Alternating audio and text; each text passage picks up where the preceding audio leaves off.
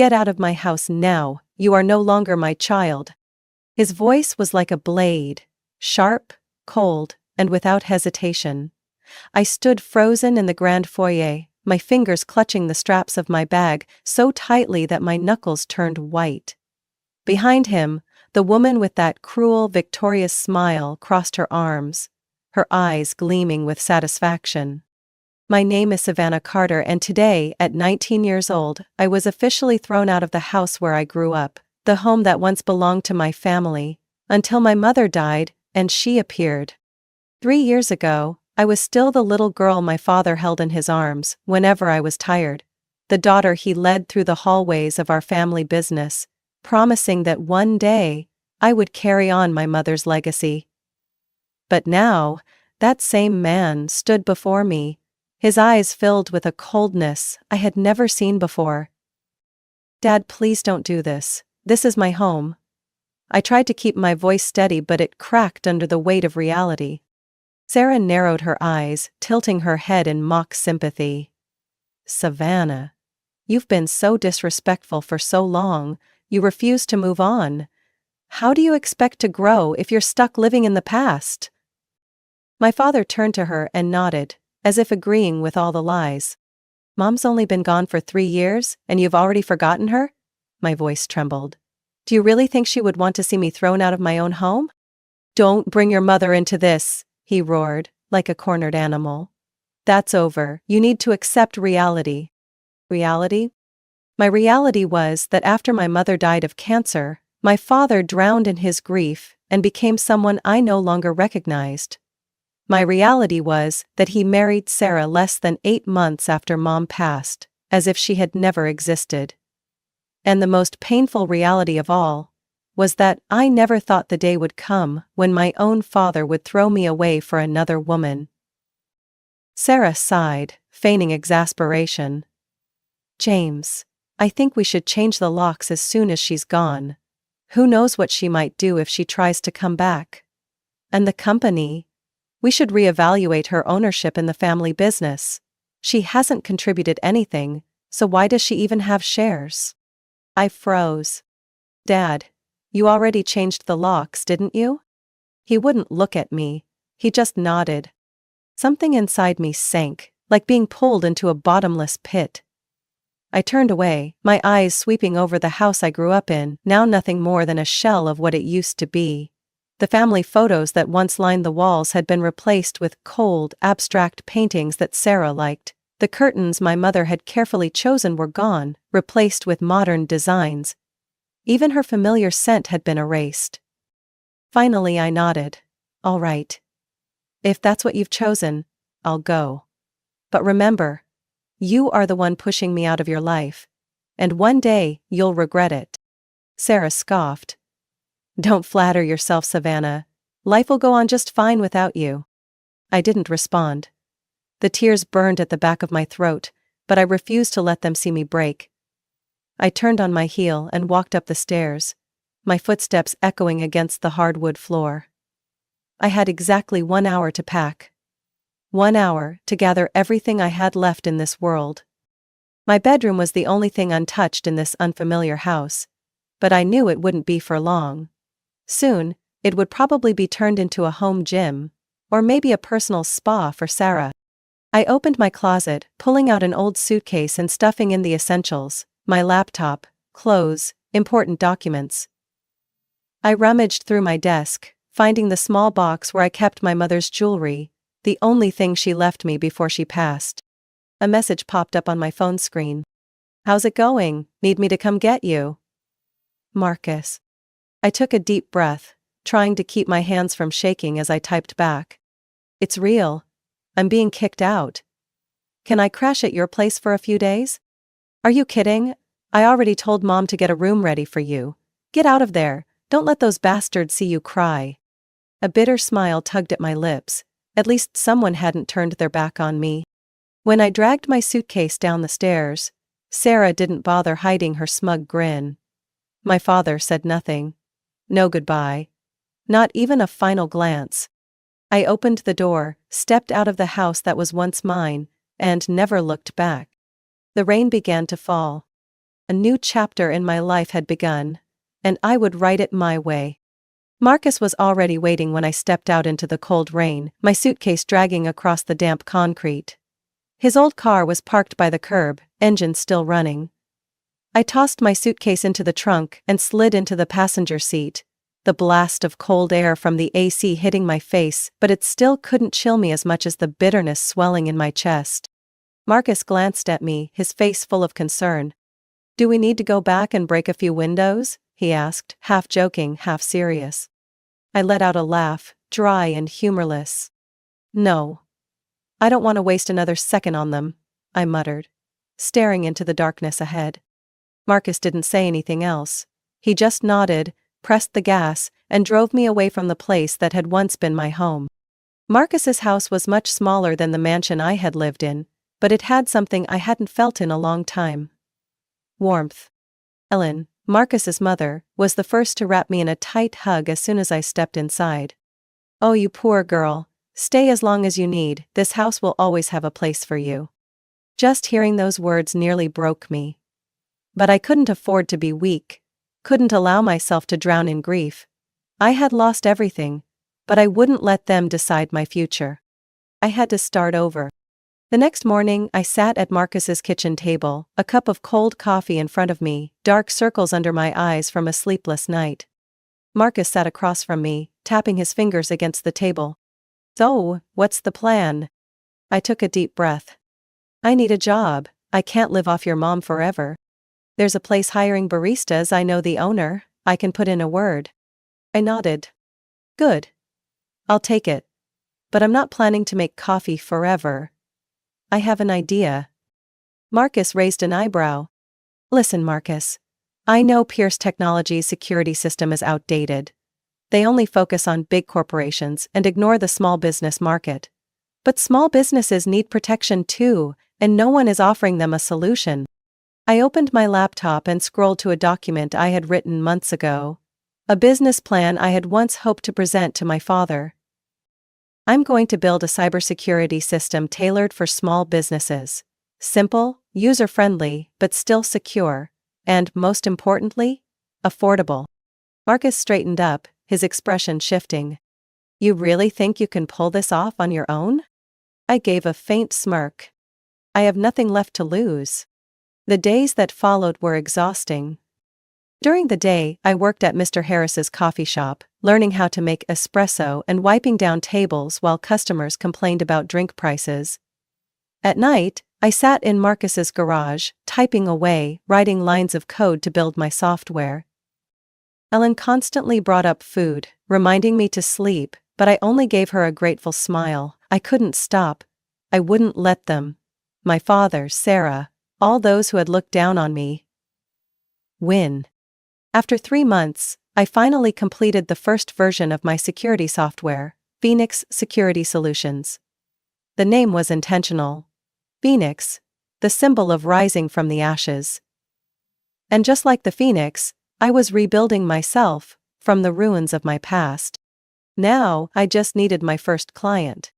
One Monday morning, after finishing my shift, I noticed Mr. Harris struggling with a strange email on the shop's register computer. "What's this?" I asked, stepping closer. "Someone's trying to steal my customer data. I don't know what to do," he frowned. I glanced at the screen, immediately recognizing the signs of a simple but dangerous cyber attack. "I can fix it," I said without hesitation. "Really?" I nodded, quickly typing a few commands. Within 10 minutes, his system was secured from potential threats. "You don't have to worry anymore, I just installed a new security program for your system." Mr. Harris looked at me, his expression a mix of surprise and admiration. "You made this software?" I smiled. "I developed it myself, it's designed for businesses like yours. Small, but still in need of protection." Mr. Harris nodded. "So, what if I want to buy it?" I blinked. "Really?" He chuckled. "You helped me, so why shouldn't I help you? Go ahead and install it. And send me the invoice." And just like that, Phoenix Security Solutions had its first customer. Watching Mr. Harris sign the contract, I felt something swell in my chest. Determination. This was just the beginning. I wouldn't stop until they realized they had underestimated me. A year passed in a whirlwind. Phoenix Security Solutions was no longer just an idea in Marcus's garage. What started as a simple security software had evolved into a full-fledged system, integrating AI technology to detect and prevent cyber attacks in real time. Small shops began to trust my product.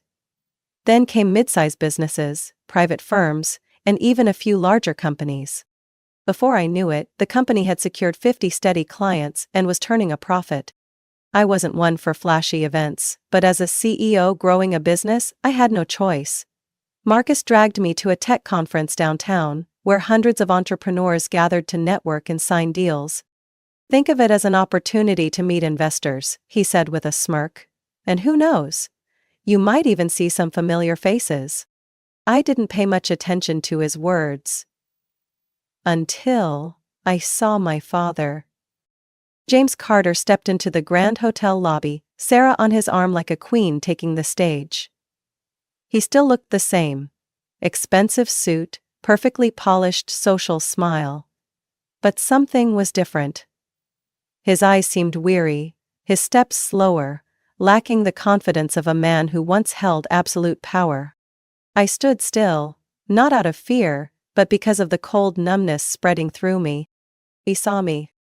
And as if I didn't exist, he turned away. I smirked. A year ago that would have hurt me. But now? Now, all I felt was contempt. Sarah, of course, couldn't resist. As she passed by, she tilted her head, her smirk dripping with mockery. "Oh, Savannah, I heard you're in business now? How's old Mr. Harris's coffee shop doing?" I didn't respond. I only met her gaze, sharp and unwavering.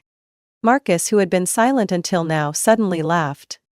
"She's not at the coffee shop anymore. Phoenix Security Solutions is growing so fast we're considering expanding to multiple states." For the briefest moment, Sarah's smirk faltered. But she quickly recovered, her expression turning indifferent. "Good luck, but don't expect to get very far. This world isn't for amateurs." I crossed my arms and tilted my head. "Thanks, but I don't need your validation. I make my own way." Sarah opened her mouth to say something, but James pulled her away before she could continue. I watched them go, a strange feeling settling inside me. He hadn't said a single word. That was fine. I didn't need him anymore. A week after the event, I was sitting in my makeshift office. A shared workspace, not quite a headquarters, but definitely an upgrade from Marcus's garage. Marcus walked in, a newspaper in hand, and tossed it onto my desk. "Take a look at this." I glanced down. Business section. "Personally favored, financial troubles, losing market pair."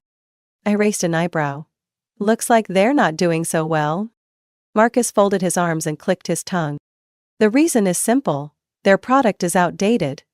While newer companies like Phoenix are developing more advanced solutions, they're still clinging to an old model." I smirked. My father's arrogance had led him to this. But then, a notification popped up on my laptop screen. Sender, Linda Harper, longtime assistant at Pierce Technologies. Someone who had known me since I was a child. "Savannah, I know I shouldn't be reaching out, but I thought you should hear this. Pierce Technologies is considering selling its cybersecurity division. They can't compete in this market anymore. If you're interested, this could be an opportunity." I read the message 3 times, my chest tightening with an indescribable emotion. My father, the man who had dismissed me, the man who rejected my ideas 3 years ago, was now selling off the very business I had found the most success in. I sat in silence for a moment before slowly leaning back in my chair, a cold smile spreading across my lips. "Marcus, we need to talk." He glanced up from his screen. "What's up?" I turned my laptop toward him, letting him read Linda's message. "Phoenix is growing fast, but if we really want to expand, why not swallow Pierce Technologies whole?" Marcus blinked, then let out a delighted laugh. "You want to buy your father's company?" I shrugged. "Just a part of it. But who knows? Maybe one day, all of it." I reached for my coffee, took a slow sip, feeling the rush of excitement. This wasn't just about proving myself anymore. This was about flipping the entire game. 3 years. 3 years since I walked out of that cold, lifeless mansion under the pouring rain. 3 years since I dragged my suitcase into Marcus's home, starting over with nothing but my determination. And now, Phoenix Security Solutions was no longer an unknown name. We had expanded into 4 states, with over 2,000 businesses using our services. We were on the path to becoming a major force in cybersecurity. The company was now valued at over $75 million. And most importantly, we had become a direct competitor to Pierce Technologies. I stepped into the grand ballroom of the Grand Sterling Hotel, where this year's Tech Innovation Awards were being held. The dazzling chandeliers reflected off the polished marble floors, and the chatter of industry leaders filled the room. I had attended countless tech conferences before, but this was the most significant one yet. Tonight, I was nominated for the Technology Breakthrough Award, an honor reserved for industry pioneers. Marcus stood beside me, dressed in a tailored gray suit, swirling a glass of red wine. He clicked his tongue in amusement. "See anyone familiar?" I knew exactly who he meant, but I didn't need to look. Because my father was sitting in the VIP section, near the stage. James Carter. The man who once abandoned me. Sarah was no longer by his side. I had heard they had separated over a year ago.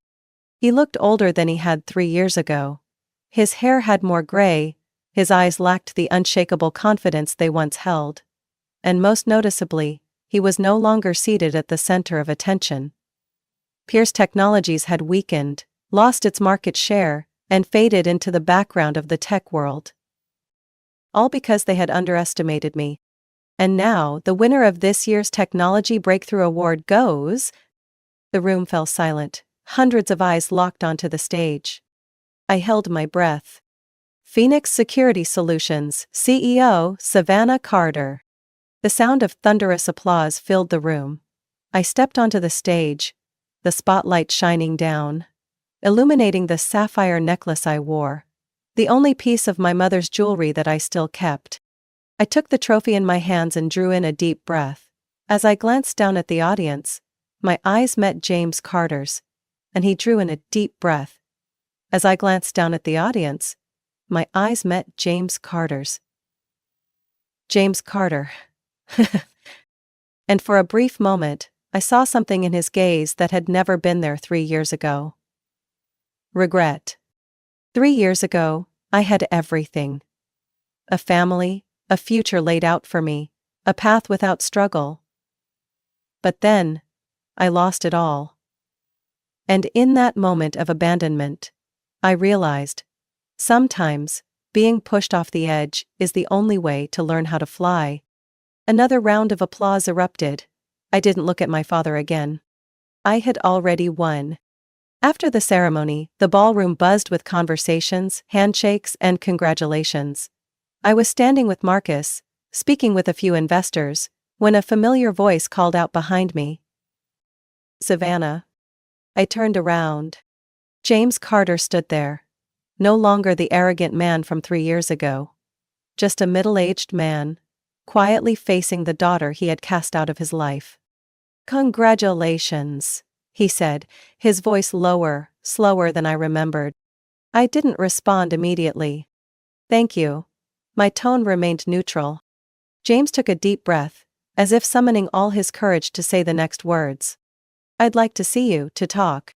Marcus tightened his grip on his wine glass, glancing at me with a questioning look. I could feel my heart beating faster. 3 years. 3 years of silence. And now, when I had already made it on my own, now he wanted to talk? I lifted my head, meeting his gaze directly. "Way now?" James swallowed hard, looking down for a moment before meeting my eyes again. "Because I was wrong, and I don't want to lose you forever." I let out a quiet laugh, but there was no warmth in it. "I'm not sure I'm the daughter you remember anymore." James closed his eyes for a brief second, then opened them with an honesty I had never seen before. "I don't expect you to forgive me right away. I just ask for one meal to explain." I was silent for a moment. Marcus lightly touched my hand, a reminder that I didn't have to decide right now. But I already knew my answer. I have a meeting on Monday. If you want to talk, my assistant will schedule it. I gave him one last glance before turning away. This time, I was the one leaving him behind. I thought long and hard before agreeing to meet him. The meeting was set at Marcello's, a small Italian restaurant tucked into the corner of the city, one of my mother's old favorites. I remembered the evenings when I was little, sitting at this very place, watching my mother order her favorite pasta, while my father laughed, his face beaming with pride as he watched me play with my garlic bread. But that was a memory of a family that no longer existed. Today, I wasn't returning as a daughter wrapped in the warmth of her parents' love. I was returning as a successful woman, meeting the man who had once cast her out. When I stepped inside, James Carter was already seated in the corner, dressed in a neatly pressed black suit. Yet something about him looked worn, as if the weight of the past 3 years had left visible marks on him. I pulled out a chair and sat across from him, saying nothing at first. He studied me for a long moment before exhaling slowly. "Thank you for coming." I simply nodded, lifting my glass of water but not drinking from it. He hesitated, as if trying to find the right words. Finally, he set his knife and fork down, lacing his fingers together, eyes fixed on the wooden table. "I've separated from Sarah."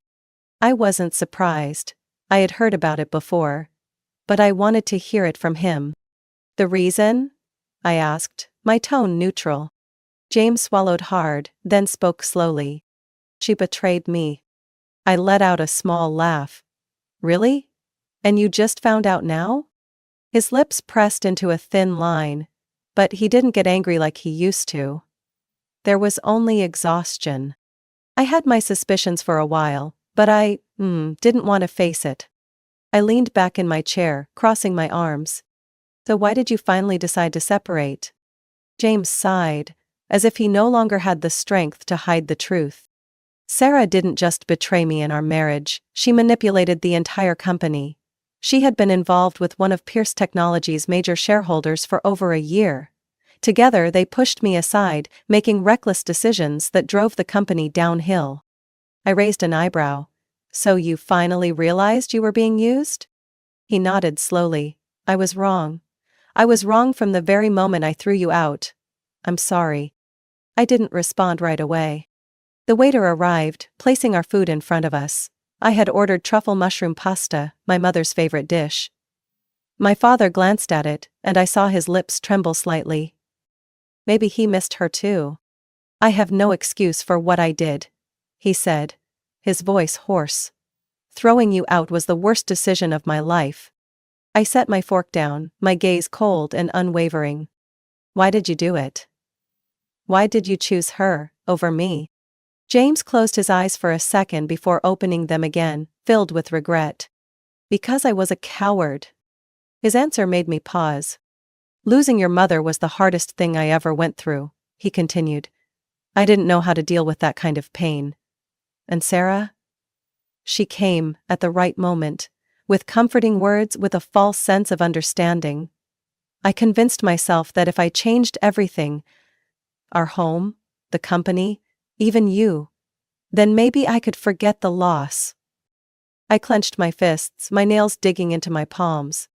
"But you didn't forget, did you?" James shook his head. "No, and by the time I realized it, there was no going back." I took a deep breath. "So, what do you want now?" He looked up at me, sadness in his eyes. "I don't expect you to forgive me right away, but I want a chance to make things right." I let out a laugh, but it was bitter. "A chance? I gave you that chance 3 years ago, when I stood in the foyer of my own home, begging you not to throw me out. But you made your choice, and now, when Pierce Technologies is falling apart, when Sarah has cast you aside, now you want to come back?" James remained silent, the pain clear in his expression. "It's not about the company, not about Pierce Technologies," he said quietly. "I just want my daughter back." I wasn't sure what I felt in that moment, anger, sadness, or just emptiness. I looked at him for a long time.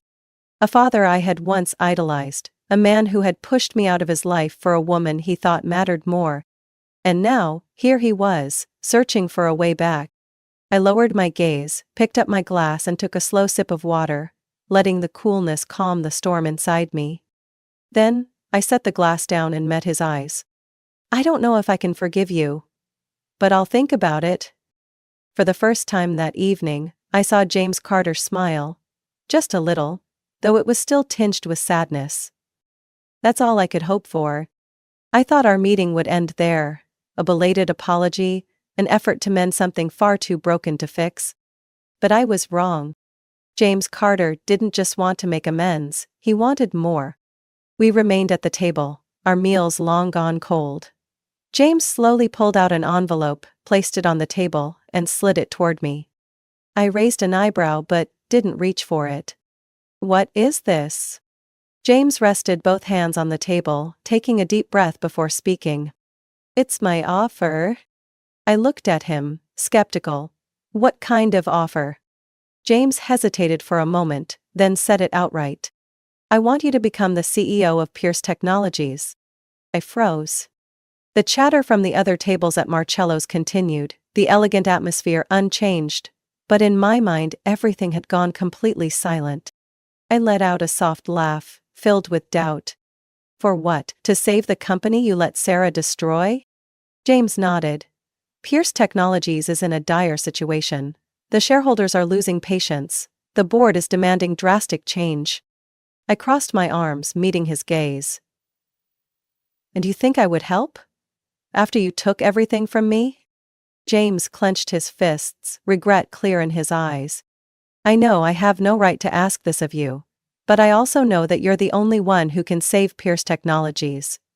You built a company from nothing. You understand technology. You understand the market. And I believe you can restore this company to its former glory. I stared at him, searching for any sign that this was just another manipulation. But I saw nothing but sincerity. Still, I wasn't the naive daughter I had been 3 years ago. Why should I? I tilted my head. I have my own company. Phoenix is thriving. I don't need Pierce Technologies. James gave a small nod. You're right. But you also know that if Pierce continues to collapse, it will be swallowed by a larger corporation. Everything your mother built, all that she stood for, will disappear. I bit my lip. He knew my weakness. My mother had dedicated her life to Pierce Technologies, and I knew she wouldn't have wanted it to fall into the hands of those who didn't value the principles she had protected. I sighed, leaning back in my chair. So, you expect me to put Phoenix on hold to save Pierce? James shook his head. No. I want you to lead both. I frowned. What do you mean? James met my eyes, his voice slow but firm. Merge Pierce Technologies and Phoenix Security Solutions. Create something stronger than ever before. I stiffened. A merger? That would mean I wouldn't just be running a company, I'd be leading an empire. For a moment I simply looked at my father, unable to find the right words. I knew that if I accepted, I would become one of the most powerful figures in the entire cybersecurity industry. But I also knew that I couldn't accept this as a way to simply come home. I needed complete control. I reached out, took the envelope he had handed me, and opened it. Inside was a detailed proposal. A merger plan. But one detail made me smirk coldly. You still plan to keep your position as chairman of the board? James nodded. Nominally, I need to remain in place to maintain stability for the shareholders. I let out a short laugh. No. If I do this, I won't let you stand in my way. He hesitated. What do you want? I placed the envelope back on the table, my gaze sharp and unwavering. I'll accept the merger, but only on one condition. I will be the CEO of the newly formed corporation. I will run everything. You can stay in the company, but you will have no authority over any of my decisions. James couldn't hide his surprise. You want full control. I gave a faint smile. I spent 3 years proving that I could do better than you. If you truly believe in me like you claim, You won't hesitate. My father was silent for a long time. I could see the internal battle in his eyes. He had once held absolute power, but now, he was being forced to choose between his pride and the only chance to save his company. Finally, he exhaled deeply. All right. The full leadership will be yours. I was almost shocked at how quickly he agreed, but I didn't let my emotions show. I extended my hand. Then we have a deal. James looked at my hand for a second before finally reaching out to shake it. We shook hands, but I knew this was not a handshake between father and daughter. It was between two leaders. And I had won. Pierce Phoenix Technologies was born after a 4-hour-long board meeting.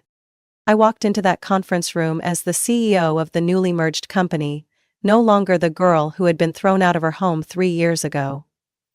The senior executives of Pierce Technologies looked at me with a mixture of surprise, hesitation, and, most importantly, respect. As I stood before the board, presenting my restructuring plan on the screen, no one dared to object. Pierce Technologies had once been a giant, but it had become a sinking ship. And Phoenix? We were the fire rising from the ashes. This wasn't just a merger, it was a complete transformation.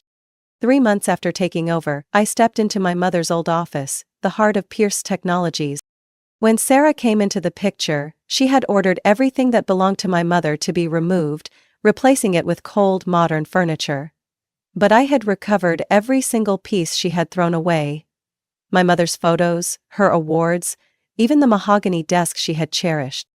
I had the office restored to its former state, and when I walked in again, I could almost feel her presence, smiling, watching over me from afar. James stood by the door, silently watching as I ran my hand over my mother's old swivel chair. She would be so proud, he said softly. I didn't turn around, but I knew he meant it. The relationship between my father and me couldn't be repaired overnight. But I could see that he was trying. We started having Sunday dinners together. At first, the conversations were stiff, revolving only around the company and business strategies. But slowly, other topics emerged. Memories of my mother, stories from when our family was still whole. One night, during dinner, James set down his utensils, looking at me for a long time before speaking. I will never deserve forgiveness, Savannah. But I will spend the rest of my life making it up to you. I didn't respond right away. I had held on to resentment for years. But now, standing in the position of a leader, I understood that regret could destroy a person, even more than betrayal ever could. I don't know if I can ever completely forget the past, I admitted. But I'm willing to try. James gave a small nod, and for the first time in a long while, I saw him smile. Late one night, while organizing my office, I found a small wooden box in my mother's drawer. Inside was an old leather-bound journal, the one she had used to document her journey in building the company. I opened the first page. Under the soft glow of my desk lamp, her familiar handwriting appeared before me. Savannah, if you're reading this, it means you've found your own path. Success is not about proving others wrong. Success is about building something meaningful, a legacy you can be proud of. I blinked, my eyes stinging slightly. For 3 years, I had fought to prove my father wrong, to make him regret abandoning me. But as I sat there, now the CEO of a company stronger than ever, I realized my mother had been right. I hadn't succeeded because I wanted to defeat someone. I had succeeded because I believed in myself. 6 months later, I stood in the grand lobby of Pierce Phoenix Technologies, where the new logo shone brightly against the glass wall. Marcus walked up beside me, arms crossed, grinning. We did it. I nodded, my fingers lightly brushing against the sapphire pendant my mother had left me. This is just the beginning. Because I hadn't just revived a company. I had built a legacy. The story of Savannah Carter is not just about rising from abandonment to becoming a powerful CEO. It is a testament to perseverance, independence, and self-belief. In real life, we sometimes face betrayal from those closest to us, are underestimated, or encounter challenges that seem impossible to overcome. But instead of letting these setbacks break us, we can use them as fuel to create our own value and rise stronger. True success doesn't come from revenge. It comes from building something meaningful and worth being proud of. What are your thoughts on family, betrayal, and the journey to independence? Have you ever faced a similar situation? Share your thoughts below, and don't forget to follow the channel for more heartfelt, real-life stories about family and resilience. I am not in the largest family photo, hanging in the middle of the living room. In that photo, my mother stands next to my younger sister Julia, both wearing identical pastel blue dresses. My father stands behind them, his hand resting proudly on Julia's shoulder. The picture was taken on the day my sister won second place in a school dance competition, an event my parents considered a great family triumph. I remember that day well. I had won an award of my own, first place in the statewide science research competition, but no one took a photo to capture that moment. No one remembered it. Julia has always been the pride of the family. Since childhood, I've known I was different from the rest of my family. While Julia loved princess dresses and tea parties with her friends, I spent hours in the garage assembling electronic models and reading books about quantum physics. My passion didn't lie in loud gatherings or shopping mall trips, but in formulas, experiments, and unanswered questions. I once thought that if I tried hard enough my parents would see me. But I was wrong.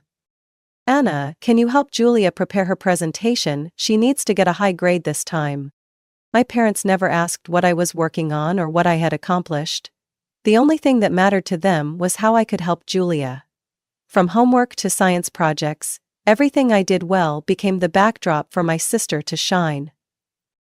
Once, I refused to help Julia cheat on a test, and the result was a week of tense silence that suffocated the house. My parents didn't yell or scold me, but the way they treated me, like I was invisible, hurt more than any words ever could.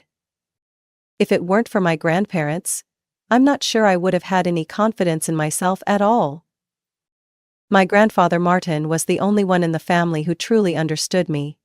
He had been a physicist before he retired, and perhaps it was he who passed on to me a love for science. Since I was little, he let me tinker with small experiment kits, taught me how to take apart clocks, and showed me how to create simple chemical reactions. "The world belongs to the curious, Anna," he used to say whenever I told him about my wild ideas. "Don't ever let anyone make you believe that curiosity is a bad thing."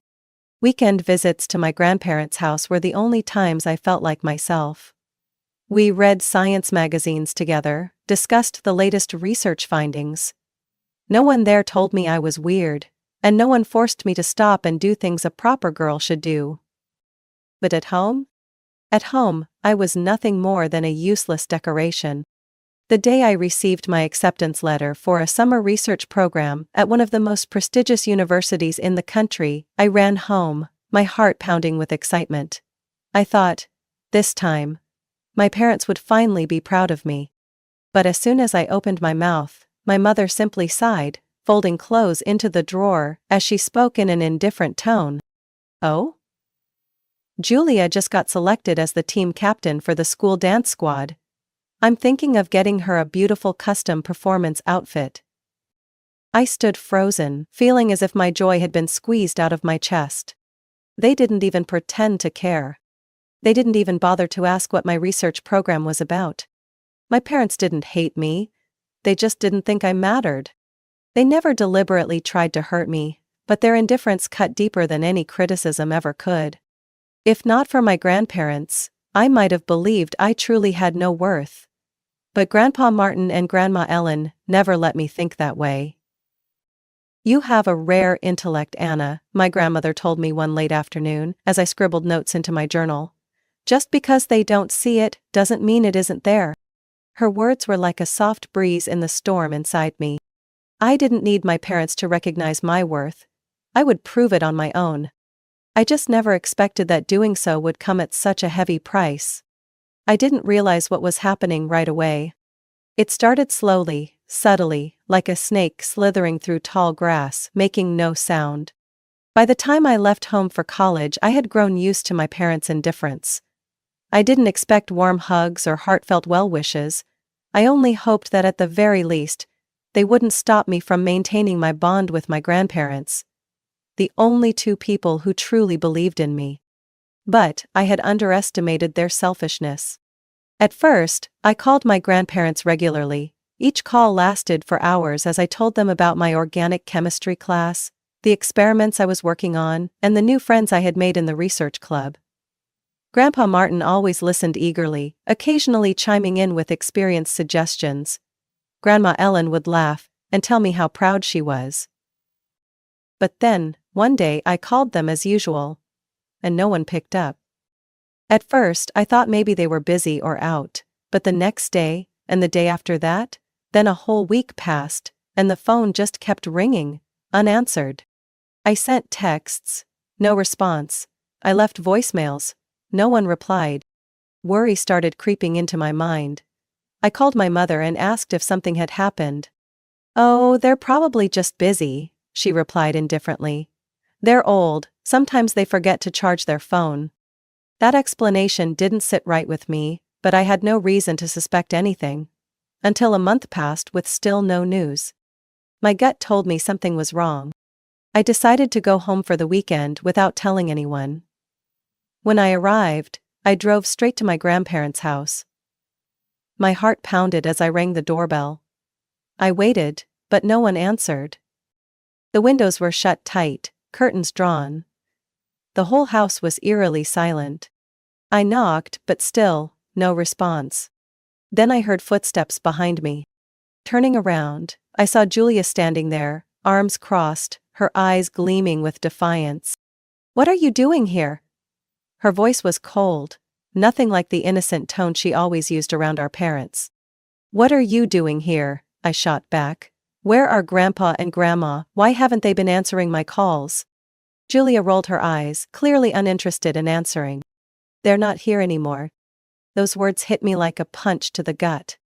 "What?" I stammered. "Where did they go?" She shrugged, her tone as indifferent as if she were discussing the weather. "Mom and Dad put them in a nursing home." I stood frozen, my mind blank. "What? Why didn't anyone tell me?" My fists clenched, my whole body trembling with anger. "Because you weren't here," Julia said flatly. "And honestly, no one wanted to tell you, Anna." I lost control. I don't remember how I ran back to my car, or how recklessly I drove to my parents' house. When I stormed inside, my mother was sitting at the dining table, calmly sipping tea as if nothing had happened. "What did you do?" I shouted, my fury ready to explode in my chest. "How could you send Grandpa and Grandma to a nursing home without telling me?"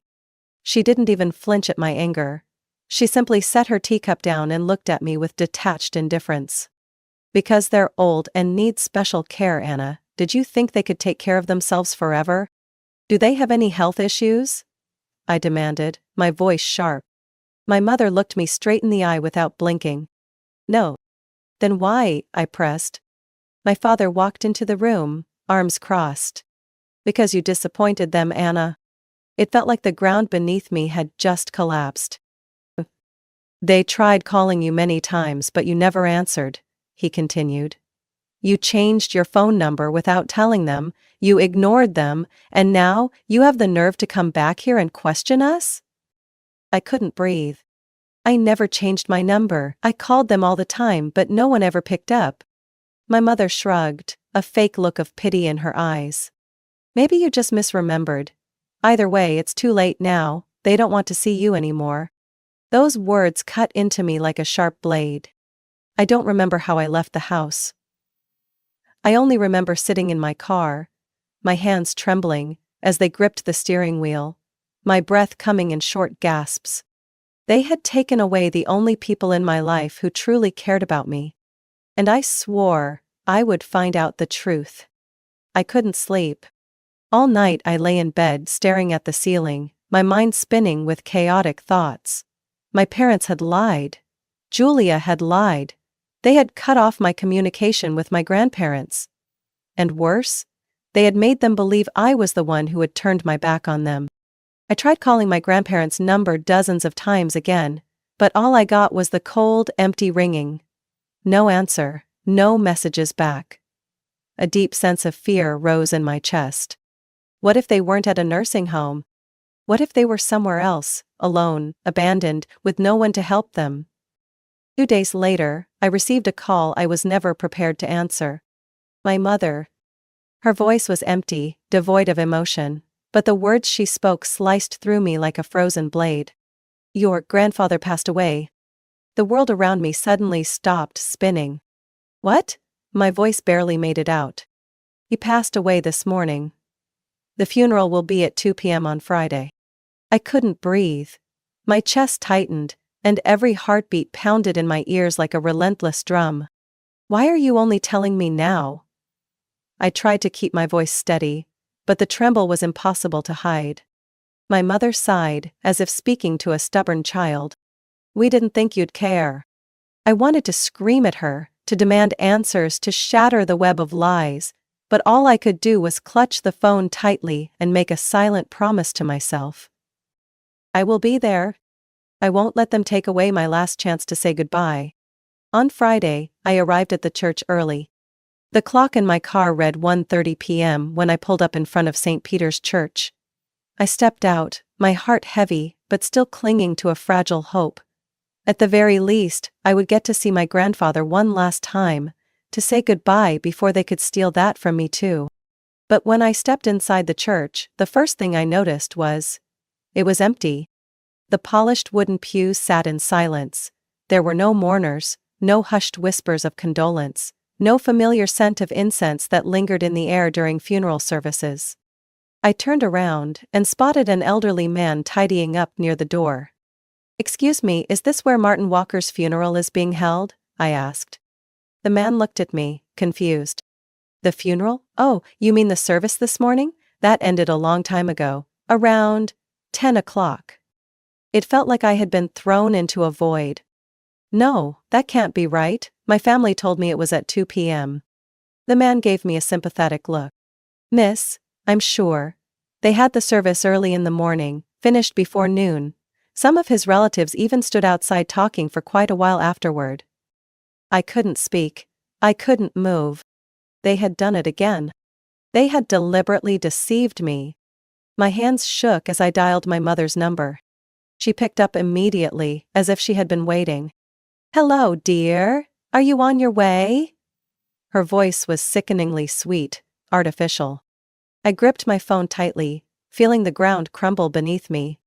"You told me it was at 2 p.m., I said, forcing the words out through clenched teeth. There was a brief pause, then my mother let out a small, amused chuckle, utterly unapologetic. "Oh, did I? You must have misheard." "Don't lie to me," I screamed, my fury igniting like wildfire. "You did this to keep me out, to make everyone think I didn't care enough to say goodbye. Didn't you?" My mother didn't deny it. "Anna, don't make such a big deal out of this." Her voice turned cold.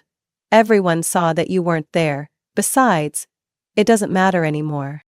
Doesn't matter? They had stolen my last chance to say goodbye to the only person who ever truly believed in me. And now? They said it didn't matter?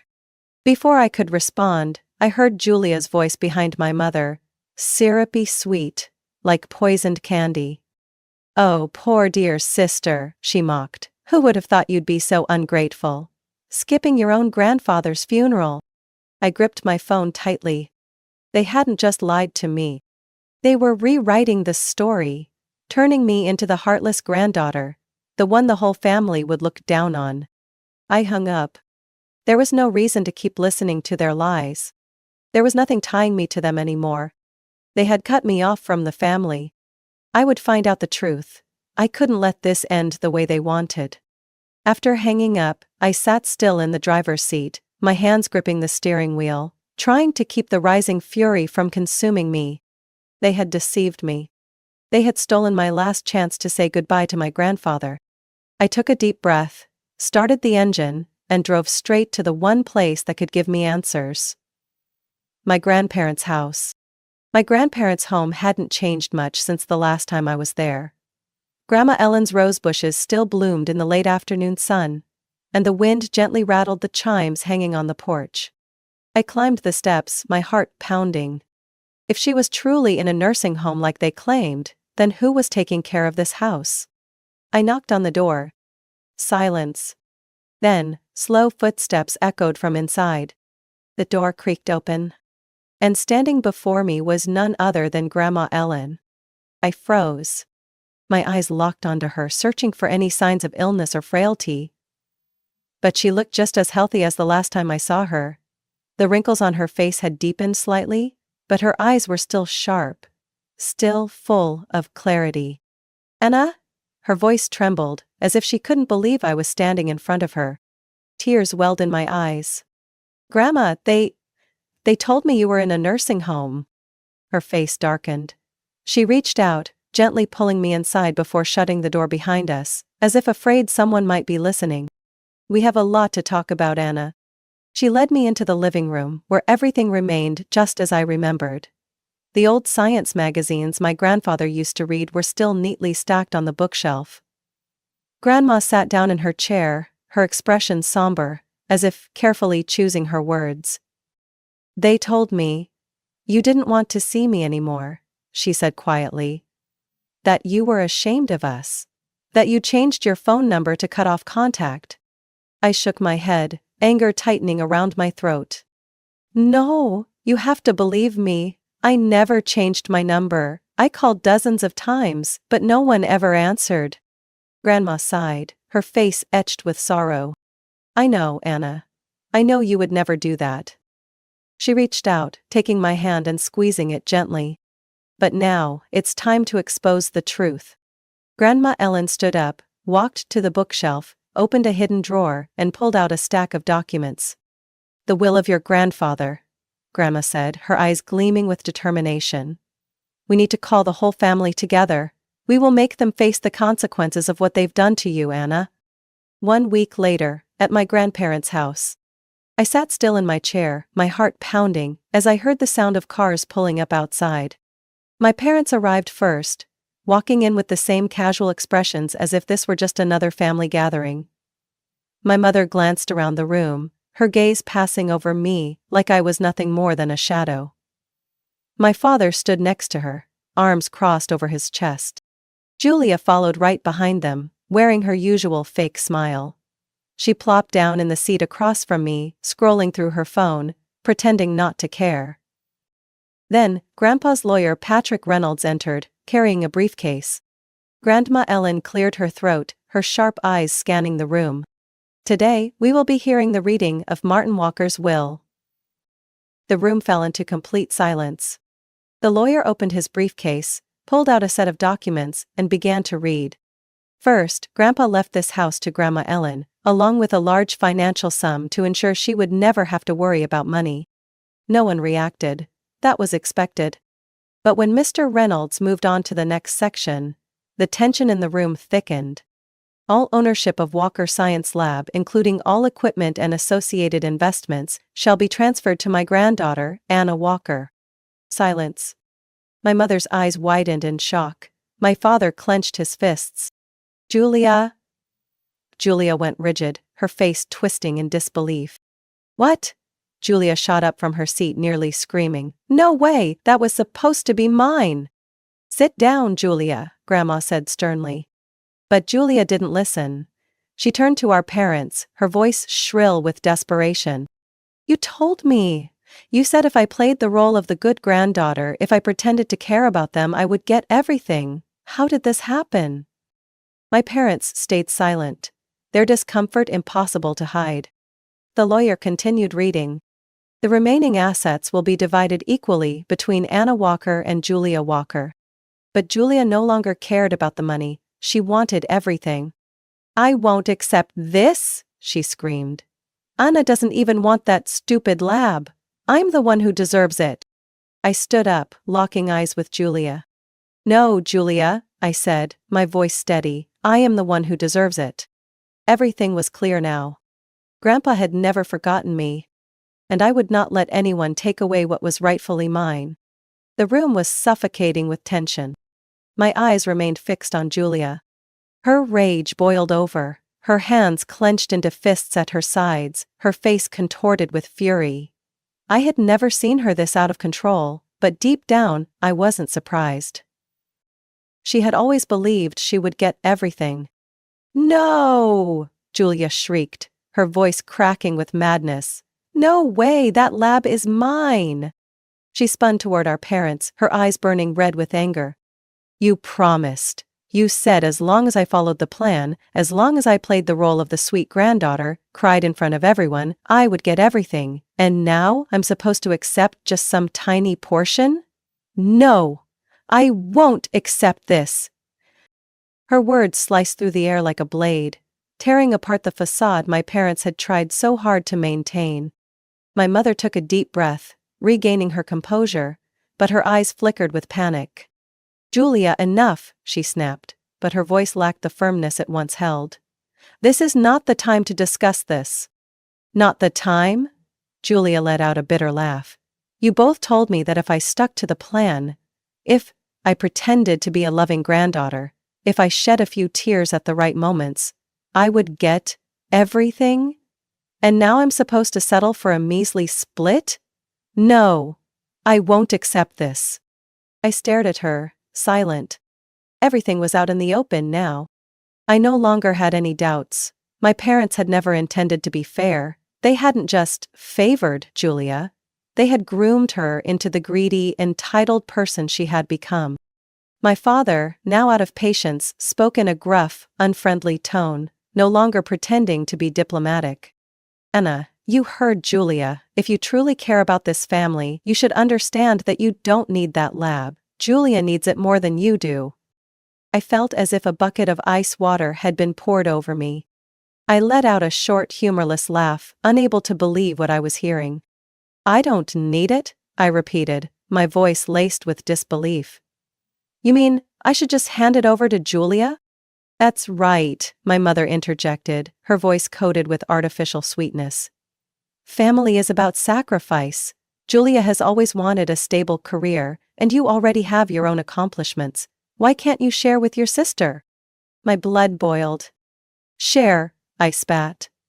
"Share, like how you've always taken everything from me to give to Julia? Like how you cut me off from my grandparents? Made Grandpa think I abandoned him?" Both my parents stiffened. But Julia wasn't finished. She glared at me, pure hatred in her eyes. "You don't deserve this," she screamed. "You're just a pathetic bookworm. You have no friends, no life. All you do is bury yourself in those stupid experiments. While I—" "Enough." Grandma Ellen's voice rang out, strong and commanding, cutting through the chaos in the room. Both Julia and my parents fell silent. She stood up, holding an old letter in her hands, her eyes filled with deep disappointment. "Do you know what this is?" she asked, her voice slow but filled with authority. "This is the last letter Martin left for me. About all of you." My parents paled. She unfolded the letter and began reading, her voice shaking with anger. "My dearest Ellen, if you are reading this, then I am no longer here. I am writing this because I want you to know. I never trusted the kindness of our son and daughter-in-law. They have turned Julia into a greedy, selfish person, and they have deliberately stripped Anna of every opportunity." Grandma's eyes darkened and her voice sharpened. "I am leaving the laboratory to Anna because she deserves it. Not because she is the favored child, but because she has always worked hard, always fought for herself, while the others have only sought to take advantage and destroy. If they ever try to steal what belongs to Anna, cast them out of her life." The room fell into a suffocating silence. Grandma folded the letter, her gaze piercing through each of them. "And now, I will do exactly as Martin wanted." She pointed to the door. "All of you, get out of my house, right now." My mother's mouth opened, as if she wanted to protest, but no words came out. My father stood up, fists clenched, but he didn't dare to argue. Julia let out an enraged scream. "You can't do this to me." "I can, and I will," Grandma snapped. "I only regret that Martin left you anything at all." My parents dragged Julia toward the door, even as she thrashed and screamed. When the door slammed shut behind them, a weight lifted from my chest. At last, I had reclaimed what was mine. No one could take my dreams away from me anymore. Grandpa's laboratory had always been a place I only dared to dream of. Situated on a vast stretch of land outside the city, the modern building stood with its transparent glass walls gleaming in the morning sunlight, like a jewel nestled in nature. I stood before the grand glass doors, my hand trembling as I reached out to touch the small plaque mounted on them. For Science Lab, where science leads the future. Grandpa's name was still there, but now it belonged to me too. I stepped inside. Everything remained exactly as he had left it. The neatly arranged lab benches, the meticulously stored equipment, the faint scent of chemicals lingering in the air. I took a deep breath. This was the future I deserved, no longer suppressed, no longer forced into the shadows of others. Everything was mine now. The following months were busy, yet profoundly meaningful. I threw myself into my work with an intensity I had never felt before. The renewable energy research projects that Grandpa and I had once discussed were now becoming reality under my hands. The lab staff, those who had once respected Grandpa, quickly welcomed me with surprise and admiration. They no longer saw me as just Martin Walker's unknown granddaughter. They saw me as a scientist in my own right. Someone capable of continuing his legacy. Every day I felt his presence. In the handwritten notes he left behind. In every complex equation I solved, remembering the countless times he had patiently sat beside me, helping me untangle each problem, one step at a time. And every time I look up at the photo of Grandpa and me hanging on my office wall, me as a child, wearing oversized safety goggles, holding a test tube with a beaming smile, while he stood beside me, his eyes filled with pride. I carry that moment with me. A reminder that family isn't about shared blood, but about those who believe in and love us unconditionally. Grandma Ellen never left my side. Despite her age, she still visited the lab often, bringing warm, freshly baked pastries and words of encouragement.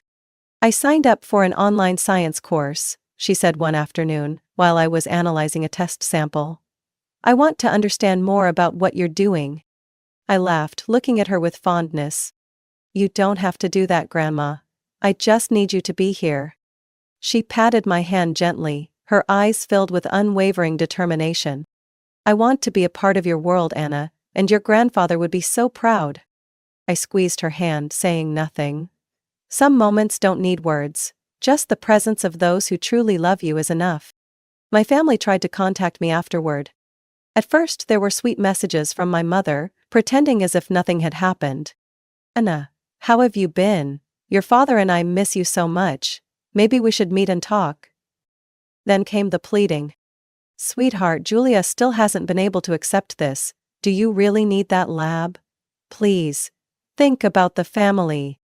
And when I didn't respond, their words turned sharp and venomous. You ungrateful brat.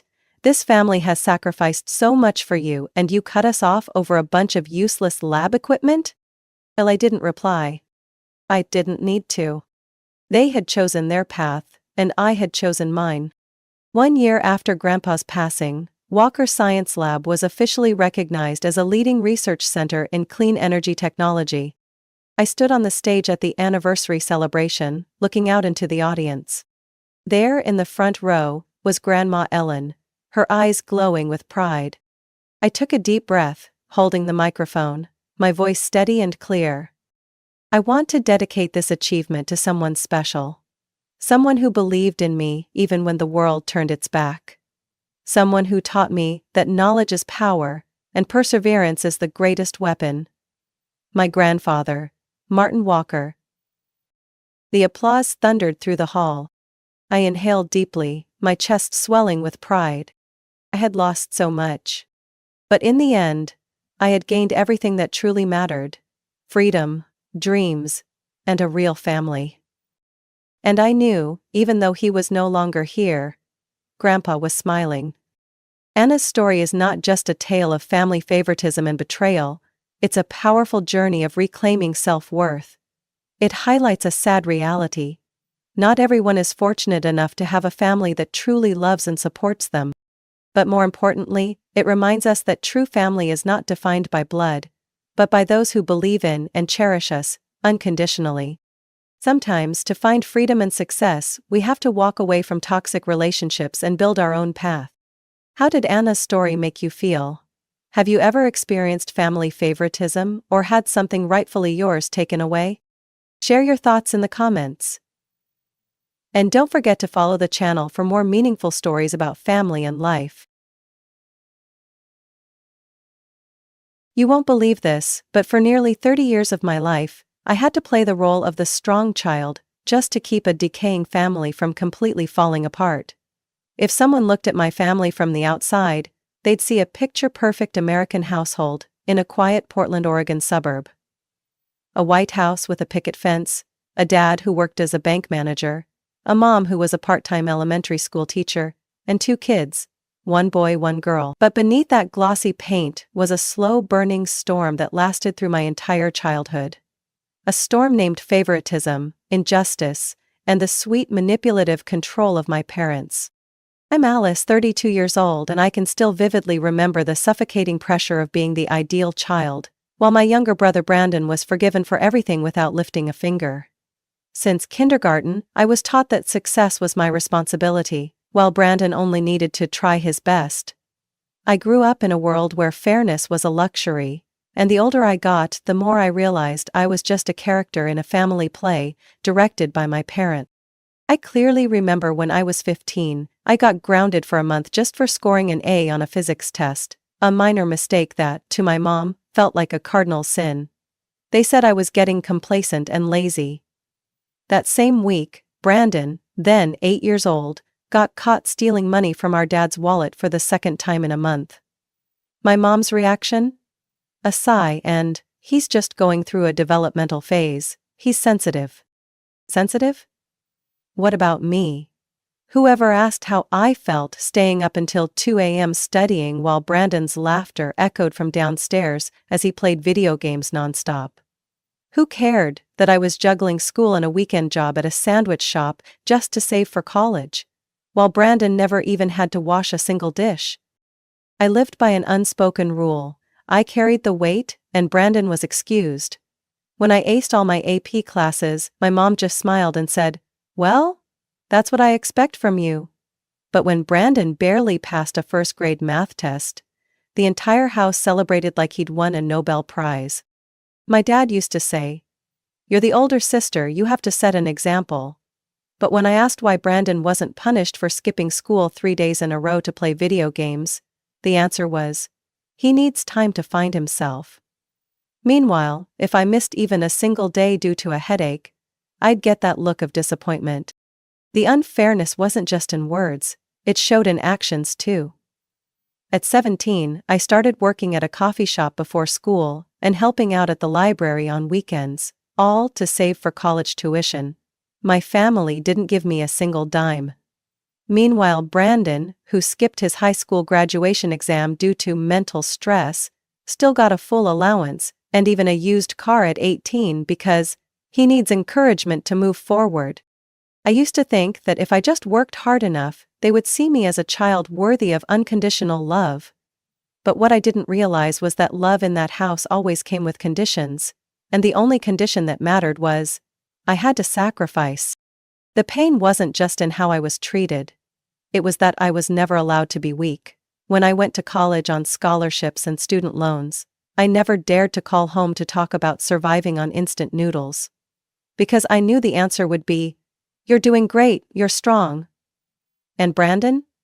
He dropped out of community college after 1 semester because the academic environment made him feel stifled. My parents embraced him like he was the world's biggest victim. Once, I asked my mom, "Why have you never said you're proud of me?" She was silent for a moment, then replied, "I knew you didn't need that. But I did. I needed it more than any praise Brandon ever got. I needed, just once, to feel like I was loved for who I was, not for what I could endure for everyone else." And that's when I understood. I was never truly their child the way Brandon was their son. I held the role, Brandon held the love. I left home on my 18th birthday. No party, no cake. Just an old suitcase, A few sets of school clothes and an empty envelope my mother handed me with a dry "Good luck, daughter." I knew there wasn't a penny inside, but I still smiled and said thank you. Because it was the first time she had called me daughter in almost a year. I rented a dingy room in East Portland with an old classmate, Alyssa. Every morning I got up at 4 a.m. to take the early shift at a donut shop 3 blocks away, then rushed to community college, then to the library for my evening job. No one helped. No one asked if I had enough to eat. But for the first time in my life, I felt free. And that was enough to keep me going. While my friends spent weekends hanging out, I mastered how to stretch a student budget to the last penny. 1 pack of ramen split into 2 meals, a second-hand winter coat from the thrift store, and a beat-up old laptop I bought after working non-stop for 6 months. The same one I used to write my graduation essay and apply for a transfer scholarship to Oregon State University. I chose to study information technology, partly because I loved it, but mostly because I knew it was my fastest way out of the swamp called family. While Brandon lounged in the living room, gaming all day and whining about the slow internet, I studied through the night to pass every exam. I remember one night after midterms, I called home to share the good news that I had landed an internship at a software company in Salem. My dad's only reply was, try not to let them down. I once sat staring at my phone, waiting for a congratulations that never came. 3 years later, I graduated with honors and got a job offer from a startup in Seattle with a starting salary of $60,000 a year. I moved into a tiny apartment, paid for with my own money. The first time in my life, I didn't have to share space with anyone. No nagging voices, no tiptoeing around to avoid making someone else feel inadequate. I was the owner of my life. When I was 28, I bought my first house in Beaverton. Not big, but it had a backyard where I could grow lavender, and a small kitchen corner I loved. I thought I had escaped the past. But then, the phone rang again. It was my mom calling, and as always, her voice was sweet. Suspiciously sweet. "Alice, honey, I heard you bought a house. That's wonderful. But Brandon's been going through a rough time lately. He just lost his job, and broke up with his girlfriend. Poor thing." I didn't even have time to respond before she launched into what felt like a well-rehearsed script. "Would you mind letting him stay with you for a while? He needs space to recover emotionally. Besides, your house is pretty spacious, isn't it?" Spacious? I had 2 bedrooms, and the extra one was my home office. But more importantly, I had worked hard enough to buy a house, and they still saw me as a hotel. I declined, gently, but not even 2 weeks later, I received an email from my father, cold, sharp. "Do you even know what family means, Alice? It's about helping each other in hard times.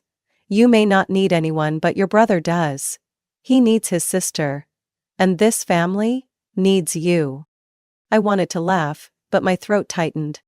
Since I turned 18, I hadn't received a single dollar from them. When I had to choose between paying for textbooks or the electric bill, no one called. When I had an emergency appendectomy and stayed in the hospital for 2 days, no one showed up. But now, when Brandon lost his job because the company didn't understand his creative work style, they turned to me. Since then, every time Brandon failed, which was about as often as the sun rises, I became the default solution, investing money for his fresh start, covering his rent because he was scammed on a lease, even paying for a lawyer when he got sued over credit card debt. One time, I was prepping for a major client presentation when my mom texted, "Brandon needs to borrow $2,000 to fix his car. He's stranded on the highway. If you don't help, who will?" I didn't reply. That night I received an audio recording via email, my father shouting at me, calling me a broken ATM with legs. I cried. Not because of what he said, but because I realized I had never truly been seen as a person. Just a function. My success was never something they were proud of. It was just an asset to exploit, and I began to understand. I didn't need to wait for them to change anymore, because they never would. I was in an online meeting with the tech team when my phone started buzzing non-stop. "Mom, flashed on the screen 3 times in 10 minutes. My gut told me nothing good was waiting behind those calls. My mom didn't call to check in, she called when she needed something. And this time, I was more right than ever.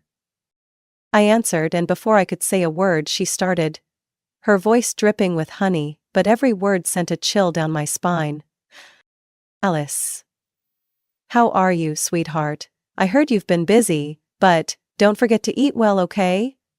Your company's still that tech, whatever, right? Got a boyfriend yet? I sat still in my home office, the late afternoon sun casting light across my tidy desk. And I knew exactly what was coming. The conversation was never about me. It never had been. Honestly, Brandon's in trouble, serious trouble. He owes a large sum to some people, and they're not the type who wait around. You know what I mean, right? I didn't answer right away. I swallowed the sigh rising in my throat and kept my voice calm. How much? $40,000, Alice, but you know, with a good job like yours, that's nothing. I nearly froze. $40,000. That was what I had saved over 2 years. Part for roof repairs, part for an emergency fund. To me, it was a safety net. To my mother, just a number on a screen. An easy fix for Brandon's endless mistakes. I can't, I said, for the first time in my life. Directly and without hesitation. Silence. Then her voice cracked, like a scene in a play being performed yet again. Raspy, like she was crying. How can you be so cold? You're his sister. You've always been the strong one, the successful one, and your brother. He's sensitive, he's fragile, he's not like you. I sat still, feeling empty. On the other end, she kept going, pouring out a prepared monologue of guilt. Don't you see? If he can't pay, those people will hurt him, he could die. And then you'll live the rest of your life with your brother's blood on your hands. Do you want to see his face on the news? I almost laughed. Not because it was funny, but because she was still using the same tired tricks, thinking guilt would bring me to my knees. I'm sorry, but not this time, I said slowly, clearly. A deadly silence followed. 5 seconds long. Then she switched tones, sharp as a knife. They're everything we've done for you, this is how you repay us? You think just because you have money now, you can throw your family away? You think you're so successful, but really, you're just an ungrateful, selfish brat to the core. If helping Brandon is the condition to be considered family, then I respectfully opt out, I whispered. Not loud, but firm. I had never heard my mother so silent, and then she said the last thing before hanging up. You'll regret this, Alice, you'll live to regret turning your back on this family. The call ended with a cold click, but my heart was pounding, not from fear, but because I had just crossed a line. For the first time, I chose to protect myself. But I knew this wasn't the end. Brandon and my mother never accepted no as an answer. They didn't know how. And inside me, a sinking feeling warned me that something worse was coming. Less than 3 days after the call with my mom, I got another one, this time from the bank's security department. Hello, Ms. Alice Matthews. We've detected suspicious activity on your account this morning. Someone attempted to transfer $12,800 from your savings to an unknown account in Arizona. Fortunately, our internal security system blocked the transaction. I froze. We've verified that the login came from an unusual IP address, and the person was able to pass 2 security questions, the name of your childhood pet, and your first elementary school. Whoever it was knows you very well, Miss Matthews. I didn't have to guess. It wasn't my mother. It wasn't a stranger. Only Brandon, the one who lived next to me for over 2 decades, who grew up with me, who witnessed every memory and knew every tiny detail of my life. Could have answered those questions. I put the phone down, trembling. For a moment, I couldn't breathe. Not because of the money, but because I had never imagined someone with my own blood would so casually try to steal from me like a criminal. I immediately changed all my passwords, called my company's IT department to request enhanced security. My personal computer, email, investment accounts. I reset everything. I installed anti-directing software, bought a safe and placed it in my bedroom. I no longer trusted anyone. That afternoon, I got a call from Aunt Catherine, my mother's sister, one of the few people in the family who ever treated me like a real person. "Alice, I've heard some things from relatives." "What's going on?" "Your mom told everyone that you refused to help Brandon, even though he's living in fear every hour because gangsters are after him. Something doesn't add up." I sighed and told her everything, from the begging phone call to the attempted bank transfer that morning. On the other end, Aunt Catherine was silent for a long time. Then her voice dropped. "Alice, you're not the only one. Brandon contacted me 2 weeks ago saying he needed $5,000 for an emergency surgery. I almost wired him the money until I called the hospital to double-check." "That's not all," she continued. "I just spoke with Uncle Mark. Brandon told him he needed money to invest in a Google-backed startup. And Uncle Joel heard he'd been robbed and needed cash to replace his IDs. Everyone gave him a few thousand, and everyone's been grumbling about how that rich daughter sits in her fancy house, eating organic, while her brother is dying." I let out a dry laugh. Perfect. The script was already written. I was the cold-hearted rich girl living peacefully in her suburban haven, while the poor brother was about to be beaten to death. The only problem? Every line of that story was fiction. That night, I opened Facebook for the first time in a month. And just as I expected, my mom had, accidentally, left a lengthy emotional post set to public. Sometimes being a parent is heartbreaking. When the child you raise to be successful turns their back on family. When money becomes the measure of blood ties. But God knows who's right and wrong. And kindness will be repaid. The comments below were full of sympathy. "You're such a wonderful mother. Your daughter is so cruel. I'll pray for Brandon to pull through." I read every line, my throat tightening. Not from anger, but from the realization that I once believed they could change.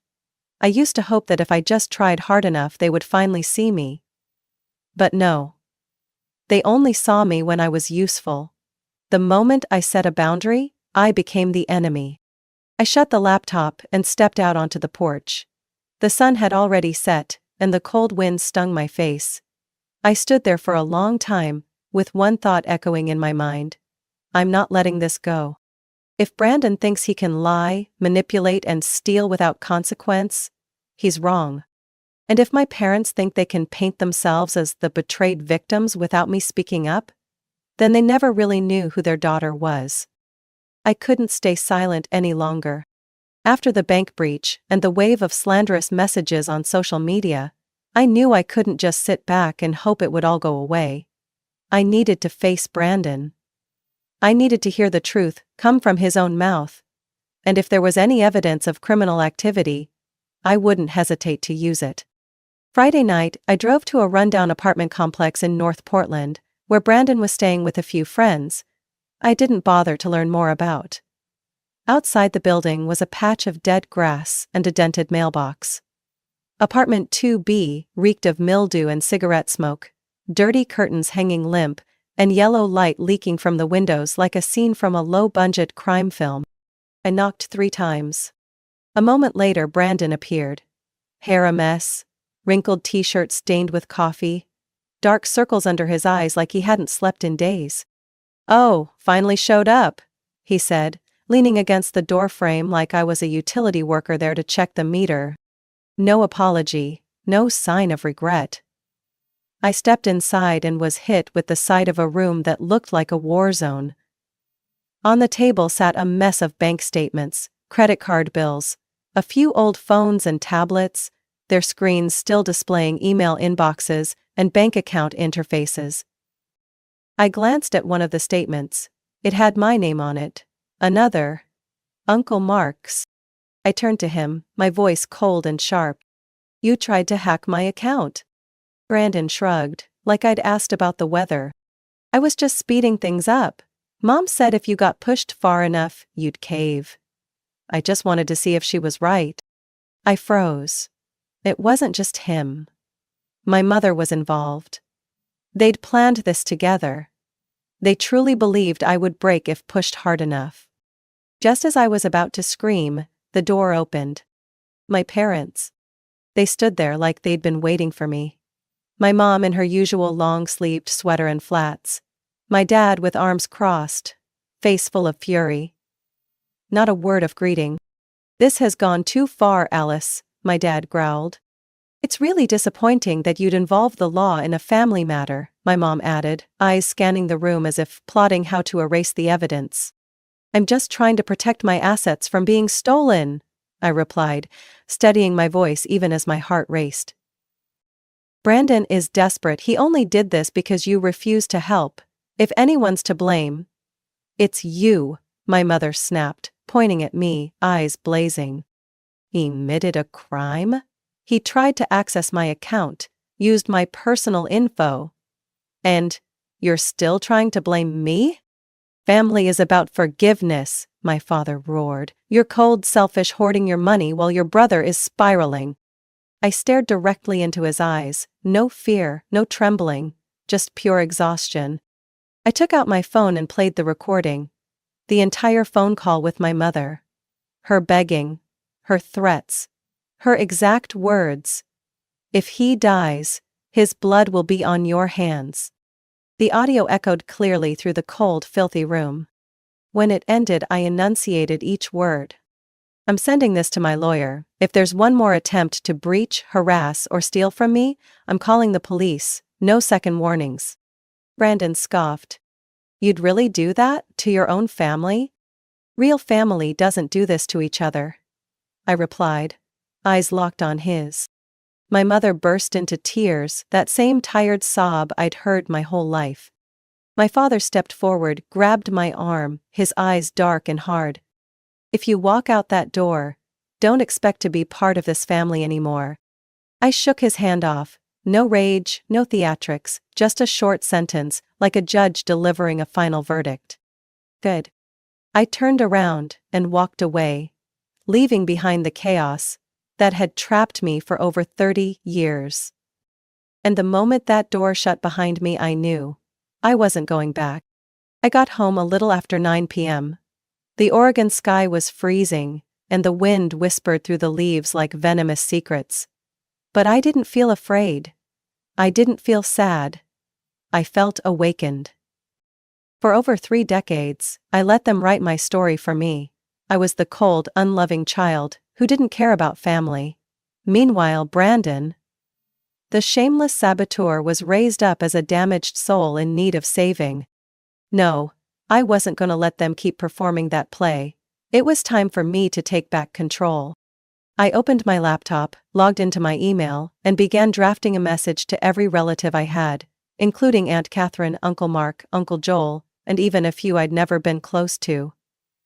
The subject line was simple: "The truth about Brandon and my family." I attached the audio recording of the call with my mom, screenshots of the blocked bank transfer attempt, threatening messages from my father, and a set of photos showing forged documents I'd found in Brandon's apartment. In the body of the email, I wrote plainly, "No anger, no preaching, just the unfiltered truth." I wasn't writing to ask for pity or defense. I was writing so that anyone Brandon had lied to or taken advantage of would know they weren't alone. And to make it clear that I would no longer stay silent and enable this deception. But I didn't stop there. I made a public Facebook post, including a summary of the account breach, the audio recording, and Brandon's blatant admission I was just speeding things up. "Mom said you'd cave." I didn't point fingers. I let the facts speak for themselves. Less than 2 hours later, my phone exploded with messages. Not just sympathy, voices that had long been silenced finally spoke up. My cousin Monica messaged, "Brandon asked to borrow $3,000 last year to fly to his best friend's funeral. I still have the hotel receipt. From Las Vegas, same week."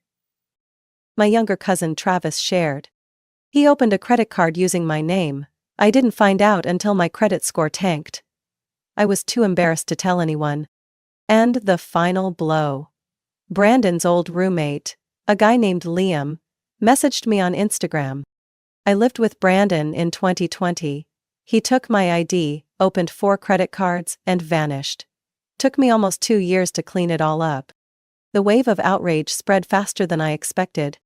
A friend of Aunt Catherine, a member of HR at a major insurance company, shared my post in a local community group. Coincidentally, Brandon had just applied for a temp position at that very company. The next day I received an anonymous message. "Thank you for exposing the truth. We rejected Brandon's application after reviewing his background and the info online. Can't believe his parents still cover for him like that." But this wasn't just about Brandon anymore. My parents, who had worn the mask of a model family for years, were now the target of whispers and judgment within their church community. A former friend of my mom messaged me, sounding uneasy. "Your mom cried during service last week. She said you're making things up to destroy the family. But everyone heard the recording. No one believes her anymore." As for my father, his golf buddies cut ties. Those Saturday games, where he used to puff out his chest and say, "My daughter works in tech," were now just memories. No one wanted to hang around the man who enabled a scam artist's son. A few weeks later, I heard Brandon got evicted from his apartment after missing 3 months of rent. He was now waiting tables in the morning, delivering pizzas at night, and cleaning out storage rooms on weekends to get by. He called me once. A missed call, no message, no apology. I blocked the number. And my parents? Silence. No texts, no emails, no angry rants or weepy guilt trips. Just silence, like I had never existed at all. For the first time in years I could breathe without carrying the weight of their lies. I was no longer the ungrateful daughter mentioned at dinner tables. I was no longer a walking ATM. I was just me. 6 months after that fateful confrontation, my life had changed. Not through some explosive transformation, but through steady, quiet winds that swept away years of toxic residue clinging to me. I had just received the official email from my company. I'd been promoted to Northwest Regional Product Director. The project I'd led over the past year, a platform supporting remote workforce coordination, had exceeded its initial revenue target by 170%. During the virtual meeting with the executive board, the CEO said something that brought a lump to my throat. "Alice, it's not just your talent, it's your consistency and professional integrity that earned you this role." I shut my laptop and sat in silence for a few minutes. Not because I wasn't used to being recognized, but because, for the first time in my life, I didn't feel the need to prove anything to anyone anymore. My success wasn't about pleasing my parents or outshining Brandon. I succeeded because I chose not to let their toxicity define me. My little house in Beaverton was no longer a fortress shielding me from storms, it had become a real home. I repainted the living room olive green, replaced the curtains with soft linen, and planted more lavender in the backyard. Something I used to dream about back when I survived on instant noodles in a cramped student rental. I also started opening myself up to something I used to avoid: a healthy relationship. I met Ben at a tech conference in Seattle. He worked in UX design. Unlike the men before him who were threatened by my independence, Ben listened. He didn't try to fix me, didn't ask me to shrink so he could feel more like a man. I remember our first time at a cafe, when I shared a little about my family, everything I had just been through, and he didn't give me any hollow sympathy. He simply nodded and said, "Some people exist just to teach us where our boundaries need to be. Not everyone who shares your blood deserves to be called family." I looked at him then and knew. This was someone who wouldn't make me feel small for being vulnerable. We didn't rush. No unrealistic expectations. Just simple things. Walks in the park on Saturday afternoons, cooking together, or reading side by side in silence. I didn't need to be a perfect version of myself. As for my old family, they disappeared from my life completely. No more emails, no more accusations, no more family is everything speeches. According to Aunt Catherine, they had taken on the full-time role of victims, except now, no one was listening. People who once called them a model family avoided them at church. Brandon was still struggling with odd jobs, trying to rebuild a life he had torn apart with his own lies. I didn't feel triumphant. I felt relieved. I used to think I'd need lawsuits, legal action, and harsh punishments to be free of them. But in the end, once the truth came to light, the darkness receded on its own. I no longer forced myself to be the good daughter to earn love. No longer felt guilty for saying no. No longer lost sleep wondering if I was being too harsh. I lived for me, I loved myself, and I allowed myself to let go of what was never mine to carry, even if it was labeled mother, father, or brother. At a speaking event for young women in tech, someone asked me, "Do you regret cutting ties with your family?" I smiled. No, because I didn't cut ties with my family. I walked away from people who only ever saw me as a role to be played, and found others, not by blood but by heart, who accepted the real me. The young woman teared up. And I realized, there are so many out there, just like I once was, still trapped by a false sense of family duty, and I want them to know. You're not selfish for choosing to protect yourself. You're brave. You're right. As I write this, I'm sitting in my backyard. Ben is grilling and a few friends are laughing around the wooden table. They all know my story. No one judges. They just ask, "Alice, what do you feel like drinking today?" I choose lemonade, because it's tart, cool, and crisp, just like me now. And I know I've finally made it out. Not through revenge, but through truth. Alice's story is proof that sometimes, the people who hurt us most share our blood. But the truth is, you are not obligated to sacrifice yourself just because someone shares your last name. When Alice chose to speak up and expose the truth, she didn't just free herself, she gave a voice to others who had been forced into silence. In real life, freedom sometimes begins with one firm no, and the courage to believe that you deserve peace. What do you think about Alice's decision and what she went through? Share your thoughts in the comments below, and don't forget to follow the channel for more heartfelt family stories and powerful life lessons. I always wondered if I was just a part of my mother's past that she wanted to forget. I never truly felt warmth from her. When I was little, her hugs were always rushed, her compliments rare, and her eyes looked at me as if I were a burden rather than her child. I don't remember exactly when I realized it. Maybe the night I accidentally overheard my mother talking to Richard, her new husband. "She looks too much like John, she watches me the way he used to. I hate it." I was only 6 years old when I heard those words, and I understood, even though no one ever said it out loud, that I was a part of her life she wanted to bury. My mother Diane married my father John right after high school. He was a dreamer, a hard worker, but he had nothing except his love for her. They lived in a small apartment, not luxurious but cozy, and then I was born. But love didn't pay the bills, and my mother was never good at enduring hardship. I wasn't even old enough for preschool when she met Richard, a successful businessman with expensive cars and a confident smile that could buy the world. Not long after, she divorced my father. I still remember the day she packed up our things and pulled me away from the tiny apartment I had grown up in. I cried, clinging to her hand, asking where Daddy would go. But she didn't answer.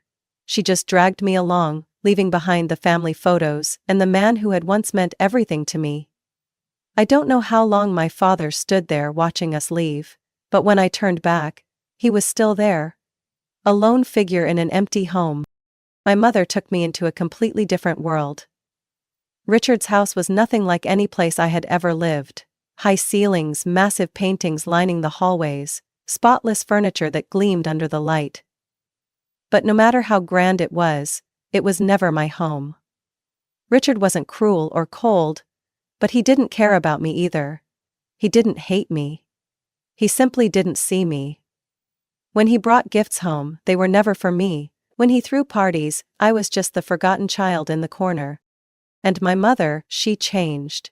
If she once held me when I fell, now she only sighed in frustration. If she once smiled at me, now, whenever she looked at me, there was only one thing in her eyes.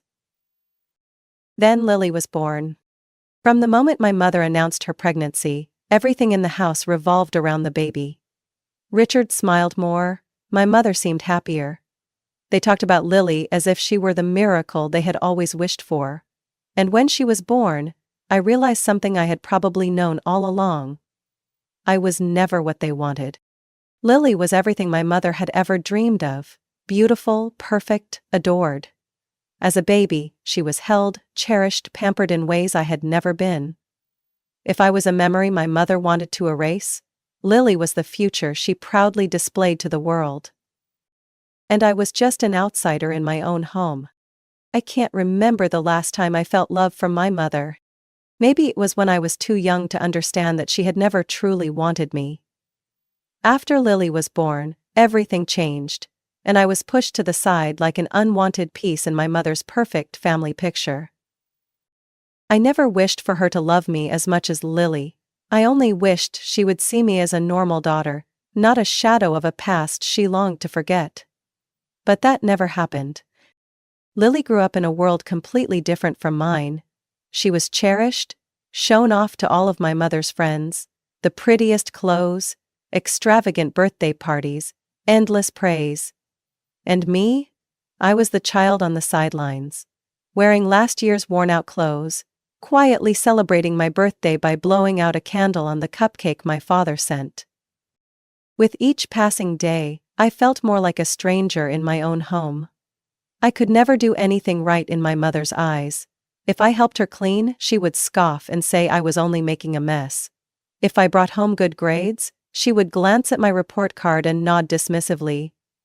Lily will be just as smart when she's older. She always had a way of making me feel like I wasn't enough. Once, when I was about 9, my mother took Lily shopping for a party. I wanted to go too, just to spend some time with her. But when I asked, she looked at me as if I had said something ridiculous. "Sophia, who do you think will watch the house if all 3 of us leave?" "But I want a new dress too," I mumbled, looking down at my worn-out shoes. She sighed. "Lily needs a beautiful dress, because she'll be in front of everyone. And you?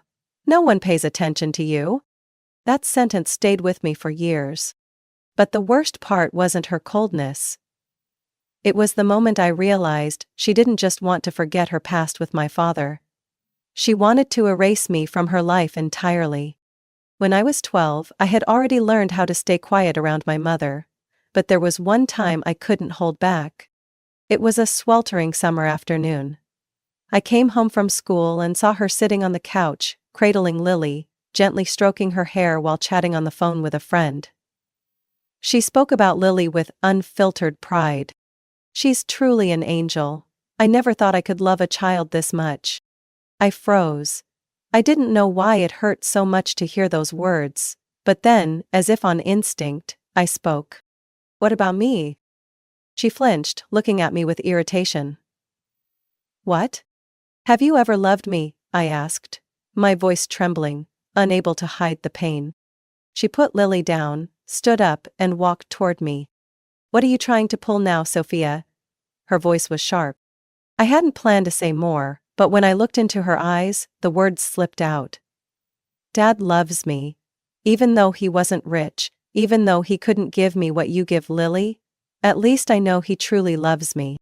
I didn't have time to react. Her hand struck my face in an instant. Slap.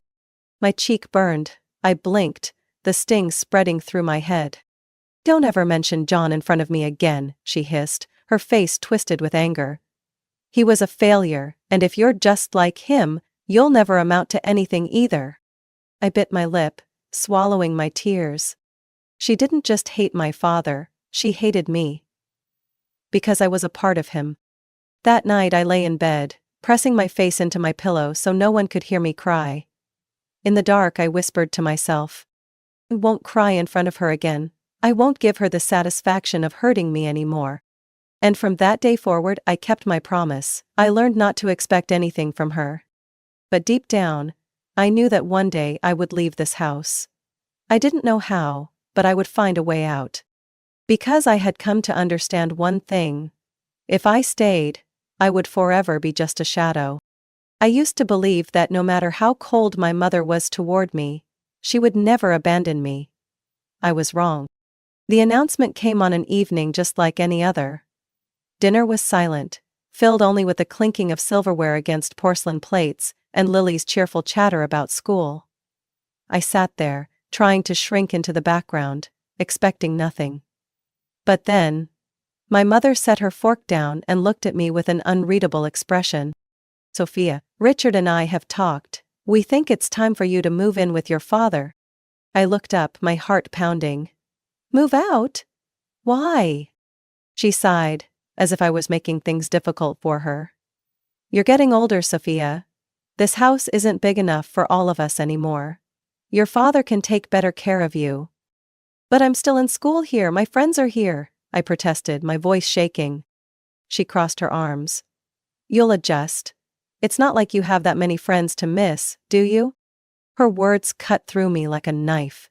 I turned to Richard, hoping he would say something, but he simply kept eating, as if this conversation had nothing to do with him. Lily glanced at me with innocent eyes, her lips curling into a smile. "It'll be better for all of us, sis. You'll have your own space. And so will I." My own space.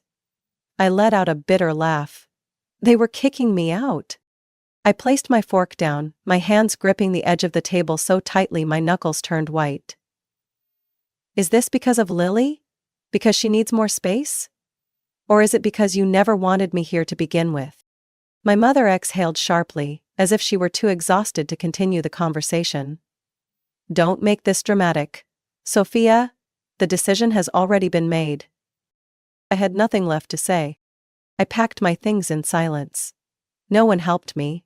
Lily skipped around the house as if nothing was happening, and my mother and Richard busied themselves with more important things. Like setting up Lily's new room. There were no emotional goodbyes. Richard only nodded when I pulled my suitcase toward the door. My mother stood with her arms crossed, watching me as if expecting gratitude. I didn't give it to her. Lily was the only one who seemed cheerful. She gave me a quick hug and grinned. "Stay in touch, okay? Tell me if anything fun happens." I didn't respond. I stepped out of that house with an old suitcase and a shattered heart. My father picked me up at the bus station with a warm smile and a gentle hug. "Welcome home, sweetheart, let's go." His home wasn't big, a small apartment, simply furnished but clean and cozy. It didn't have grand staircases or glittering chandeliers like Richard's house. But the moment I stepped inside, I felt relief, as if I had finally escaped a suffocating cage. Dad helped me settle into my new room. A small but warm space with a window overlooking the alley behind the building. It wasn't a mansion, but at least it was mine. That night, I sat on my bed, staring at the unopened boxes, feeling empty. I was just thrown out of my own home. The thought kept circling in my mind, tightening around my chest. Dad knocked on the door, holding a mug of hot cocoa. He sat beside me, his eyes filled with concern. "Sophia, I know this is hard, but you are not a burden. I'm really happy to have you here." I wrapped my hands around the mug, warmth seeping into my fingers. I didn't know what to say, so I just nodded. "I can't promise everything will be easy, but you don't have to prove anything to me. You don't have to compete for love here." His words made my eyes sting. I turned away, not wanting him to see me fighting back tears. I no longer had a family in the way my mother had defined it. But maybe, here with my dad, I had a chance to build a life where I wasn't just a shadow in my own home. The first few days living with my dad, I felt lost in a way I had never experienced before. Not because he didn't love me, but because I didn't know where I belonged anymore. I had spent so long surrounded by people who treated me as an outsider. But now, with no one dismissing me as a burden, I felt empty. I didn't know who I was if I wasn't the unwanted child. Or Lily's shadow. Dad did everything he could to make me feel comfortable. He cooked my favorite meals, asked about school, let me decorate my room however I wanted. But the truth was, I didn't know where to start. The high school I transferred to was completely different from my old one. There were no spoiled kids flaunting designer clothes or throwing extravagant parties, but that didn't make things any easier. I was still the new girl, an invisible yet heavy label. On my first morning in class, I felt dozens of eyes on me, some curious, some indifferent. As I sat down, a group of girls whispered behind me. I heard she transferred from some rich school. Look at the way she dresses, nothing special.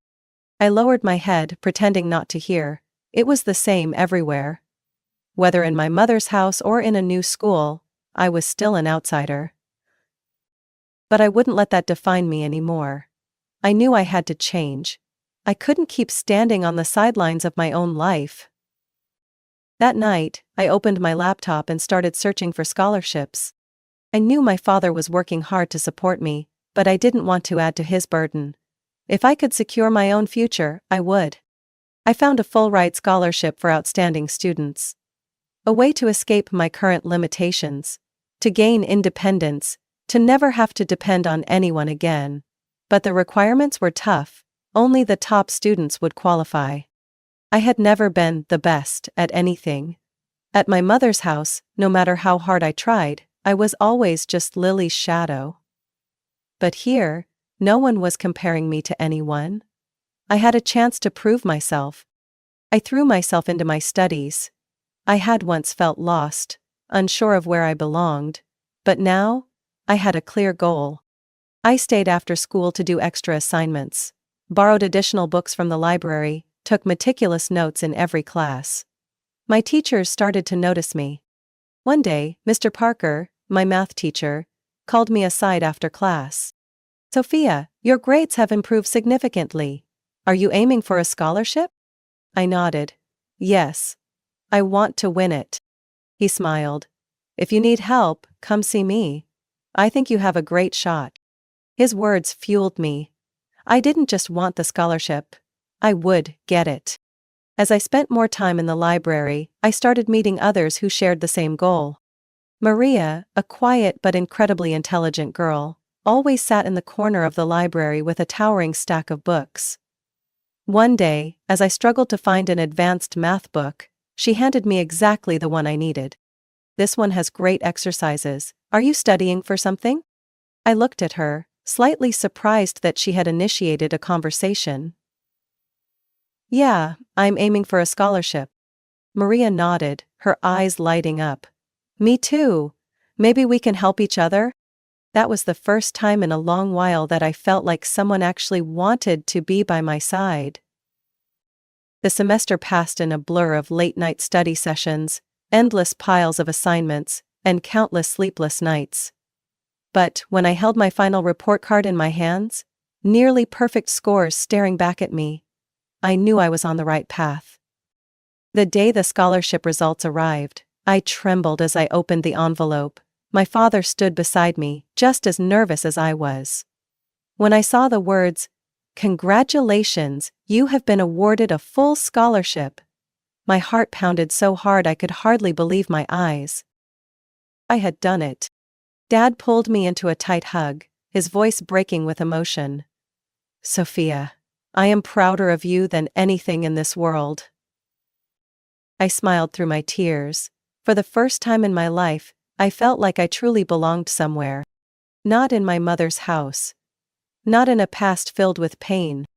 But in a future I had built for myself. I was no longer the abandoned child in my own home. 10 years had passed since I left my mother's house, and I had built an entirely new life on my own. I graduated college with honors, landed my dream job at a prestigious financial firm, and lived in a small but warm apartment in the heart of the city. My life wasn't glamorous the way my mother had always wanted, but it was mine. And then, my mother called. I wasn't surprised. I had always known she would reach out one day. But not to reconcile, and certainly not to apologize. She was never that kind of person. "Sophia, it's been a long time. I hope you're doing well. Her voice on the phone was sweet in a way that felt rehearsed.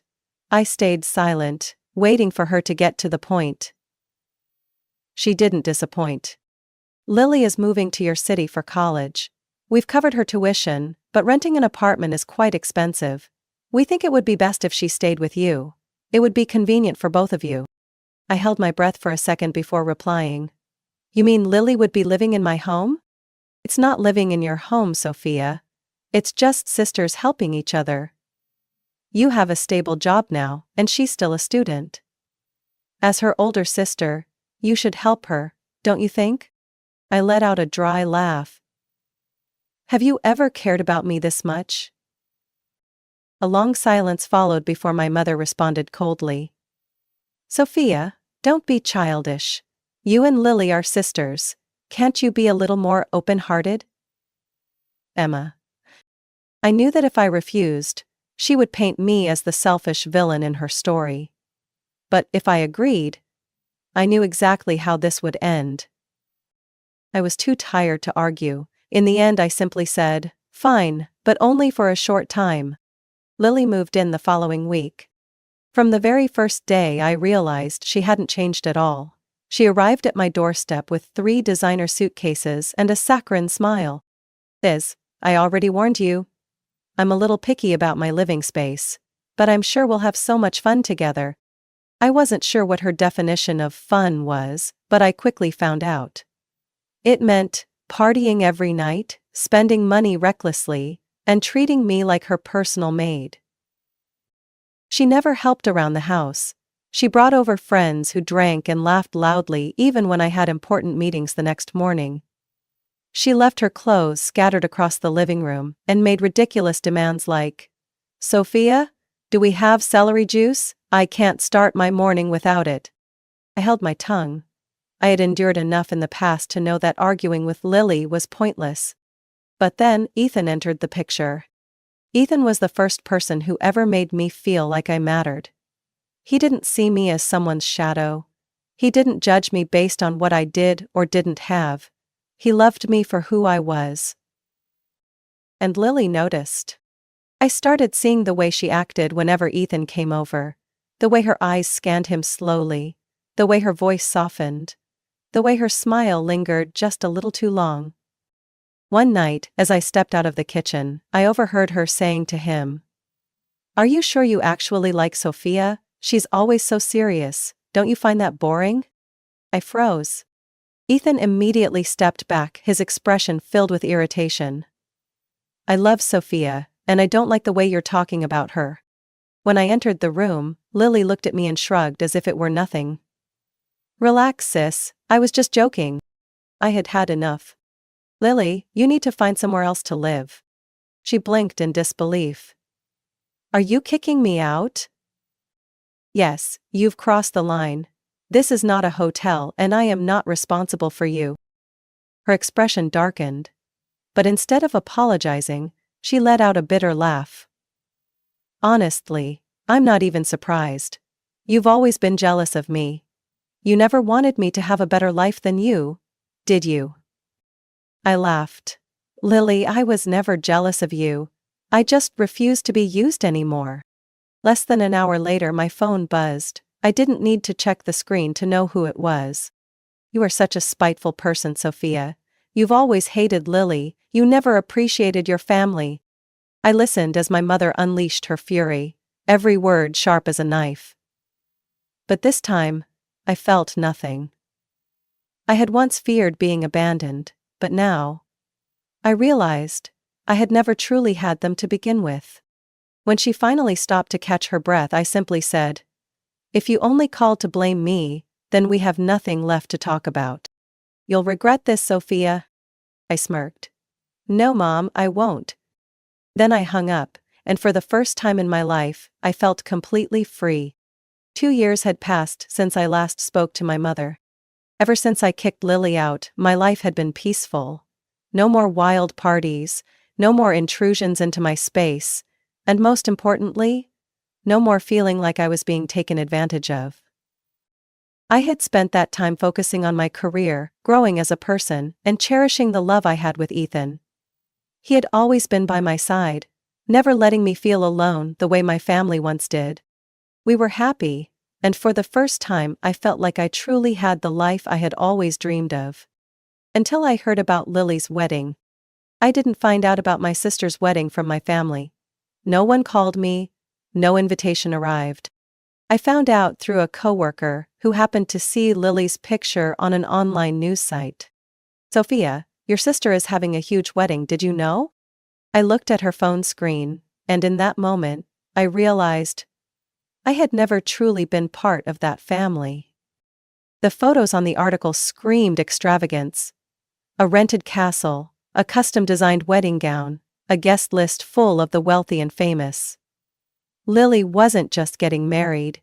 She was hosting a grand spectacle to showcase the life my mother had always wanted for her. I hesitated for a moment before deciding to call my mother. Maybe, just maybe, some small part of me still wanted to believe she wouldn't completely shut me out of this. When she picked up, her voice was cold, as if we had never been mother and daughter. What do you want? I took a deep breath. I heard about Lily's wedding. Congratulations to her. She was silent for a few seconds before responding indifferently. Yes, she's getting married. Everything is perfect. I hesitated. So, are you planning to send me an invitation? A scoff. Then, a sharp laugh. Sophia, do you really think this wedding is for someone like you? I froze. What do you mean? This is a high-class event, Sophia. The guests are people of status, people who can help Lily's future. Do you really think you belong there? My chest tightened. My mother had never said it so directly before. She had always been distant, but this was the first time she officially denied me as her daughter. I forced my voice to stay steady. So you're saying I'm not welcome? Exactly. Her tone didn't waver. Don't bother Lily with your jealousy. You've never supported your sister, so don't pretend now. I bit my lip, gripping the phone tightly. In the end, I said only one thing before hanging up. Thank you for making things crystal clear. I once thought my mother's rejection would break me, but instead, all I felt was relief. I didn't need them anymore. Ethan watched me as I set my phone down, his eyes full of concern. Are you okay? I turned to him, and for the first time, I said out loud what I had carried inside me for years. I never really had a family. But I don't need one anymore. He took my hand. Then we'll build our own family. A few months later, Ethan proposed. No fancy restaurant, no extravagant gifts, no grand spectacle. Just the two of us, on a quiet beach, making a promise to spend our lives together. And I said yes. My wedding was nothing like Lily's. No castles, no endless guest lists. Just the people who truly loved me. My father was the first to walk into the bridal suite, his face beaming as he took in the sight of me in my simple, yet meaningful wedding dress. Sophia, you look beautiful. I hugged him tightly. Thank you. For always being here. He patted my back gently. I'll always be here, sweetheart. And as I walked down the aisle, my father by my side and Ethan waiting for me at the end, I knew I had finally found my real family. Not my mother, not Lily, but the people who chose to love me unconditionally. 3 years passed since I married Ethan. My life no longer had any ties to my mother or Lily. I had a stable job, a husband who loved me, and a home filled with peace. My father visited often, bringing laughter and wisdom that I cherished. I thought my past was truly behind me. But then, one afternoon my phone rang. And the name on the screen made me freeze. Well, I stared at it for a few seconds before answering. Not because I expected anything good, but because I wanted to know what she wanted this time. Sophia. Her voice lacked the pride it had the last time I'd heard it. What do you want, Mom? I asked, keeping my voice calm. She sighed, and then, almost in a whisper, she said, I need your help. I closed my eyes. I had seen this coming. I didn't need to ask what had happened. She and Richard had poured all their money into Lily's extravagant wedding, renting an expensive venue, inviting celebrities, throwing a grand event, as if they were high society. They had spent everything to turn Lily into a princess for a day. But there was no fairy tale ending. Lily's marriage had fallen apart in just over a year. I had heard from others that she had cheated, and when she was caught, her wealthy husband not only divorced her, but demanded a hefty financial settlement. Of course they had no money. Richard's business had crumbled. My mother had never been independent. She had always lived off others. Their dream of wealth had completely collapsed. And now she was begging me. "You know we have no one else to turn to, Sophia. We're out of money. The house was repossessed. Lily has nowhere to go." Her voice trembled, but I felt no pity. "So what do you want from me?" I asked, though I already knew the answer. "We'll move in with you. You have enough space, you have a stable job, you can help your family." I let out a short, bitter laugh. "Family? You think this is family?" My mother was silent for a few seconds before she spoke. "Sophia, you can't just abandon your mother and your sister like this. We are family." A familiar anger bubbled inside me. Family? Where was she when I needed her? When I was thrown out of the house, did she think about me as her daughter? When I was banned from Lily's wedding because I wasn't high class enough? Did she think about family then? I took a deep breath, keeping my voice cold. "No, Mom. You and Lily are not my family." On the other end of the line, she inhaled sharply. "You're going to regret this, Sophia." I let out a dry laugh. "You've said that before." I thought she would hang up after that. But she wasn't finished. If you refuse to help, I'll sue you." I blinked, then let out a real laugh this time. "Sue me? For what?" "Because you're my daughter. You have an obligation to help your family. I can take you to court for not supporting your mother in a time of need." I shook my head. "Mom, U.S. laws aren't like the TV dramas you watch. There's no law that forces me to support you. Especially when you never supported me." She fell silent. Maybe she had expected me to panic, to cave like I used to. But I wasn't that scared little girl anymore. For the first time in my life, I said what I had buried deep inside me for years. "Mom, I escaped from you once. I won't let you pull me down again." She hissed through the phone. "You ungrateful brat. You think you're better than us? You are nothing without me." I sighed. "Without you, I became myself. And I have never been happier." Then I hung up before she could say another word. Ethan stepped closer, placing a gentle hand on my shoulder. "Are you okay?" I turned to him and smiled.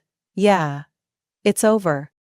My father once told me that love isn't something you have to fight for, and I had learned that the hard way. I had no wealthy stepfather, no mother who saw me as a burden, no sister who saw me as a resource to exploit. But I had Ethan, I had my father, I had the family I chose. And that was all I needed. A year after my mother's final phone call, I received news far greater than anything she had ever thrown at me. I was pregnant. When the doctor confirmed it, I gripped Ethan's hand, tears rolling down my cheeks. Not from fear, not from anxiety, but because, for the first time in my life, I felt like I truly had a family. A family I had chosen. 9 months later, on a quiet autumn morning, my firstborn son entered the world. Ethan held my hand, whispering words of encouragement as I squeezed his fingers through the pain. And when our baby's first cry echoed through the room, I knew my life had officially begun a new chapter. Holding my son in my arms, I gazed down at his tiny face, his bright eyes looking up at me as if he had known me forever. I thought back to all the lonely nights, all the times I had wished for someone to love me unconditionally. I didn't have to wish anymore. I pressed a soft kiss to my son's forehead and whispered, "You will never feel unwanted, I promise." Ethan wrapped his arms around us both, his eyes shining with unshed tears. "We did it, Sophia. You did it." The first visitor I had after being discharged from the hospital was my father. He walked into the living room with a giant teddy bear in one arm and a small gift box in the other. When he saw his grandson, his face lit up with pure joy. "Oh my, little guy, you look just like your mama when she was a baby." I laughed, but when my father sat beside me and met my eyes, my smile softened. "I'm so proud of you, Sophia. I really am." I swallowed the lump in my throat and took his hand. "Thank you, Dad, for always being here. I know I don't say it enough, but if it weren't for you, I wouldn't be who I am today." He smiled and squeezed my hand firmly. "You've always been strong, Sophia. And now, you have your own family. But you will always be my daughter." Those words, simple but sincere, wrapped around me like a warm blanket. My mother was gone from my life, so was Lily. But I still had a father who never left me, who never saw me as a burden. And that was more than enough. A few months after my son was born, I heard that my mother and Lily had moved to another state. My mother had taken a part-time job, and Lily was still relying on social connections to survive. I wasn't surprised. But I also didn't care anymore.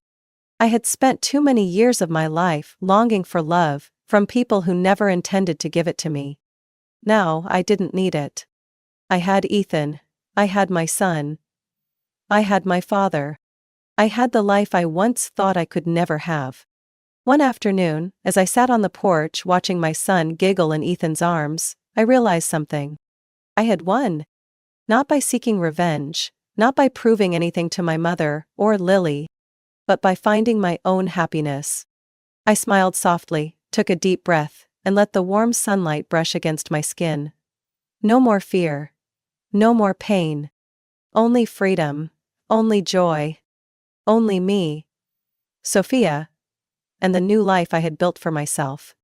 Sophia's story is not just about escaping a toxic family, but a testament to the power of independence and perseverance. She learned to let go of those who never valued her, to focus on the future, and to build a life of happiness on her own terms. In reality, many people experience painful family relationships, but the important thing is that they have a choice: to continue enduring, or to step away and seek true happiness. Family isn't always about blood. It's about the people who love us unconditionally. Sophia's journey has come to an end, but the lessons of family, self-reliance and self-worth remain.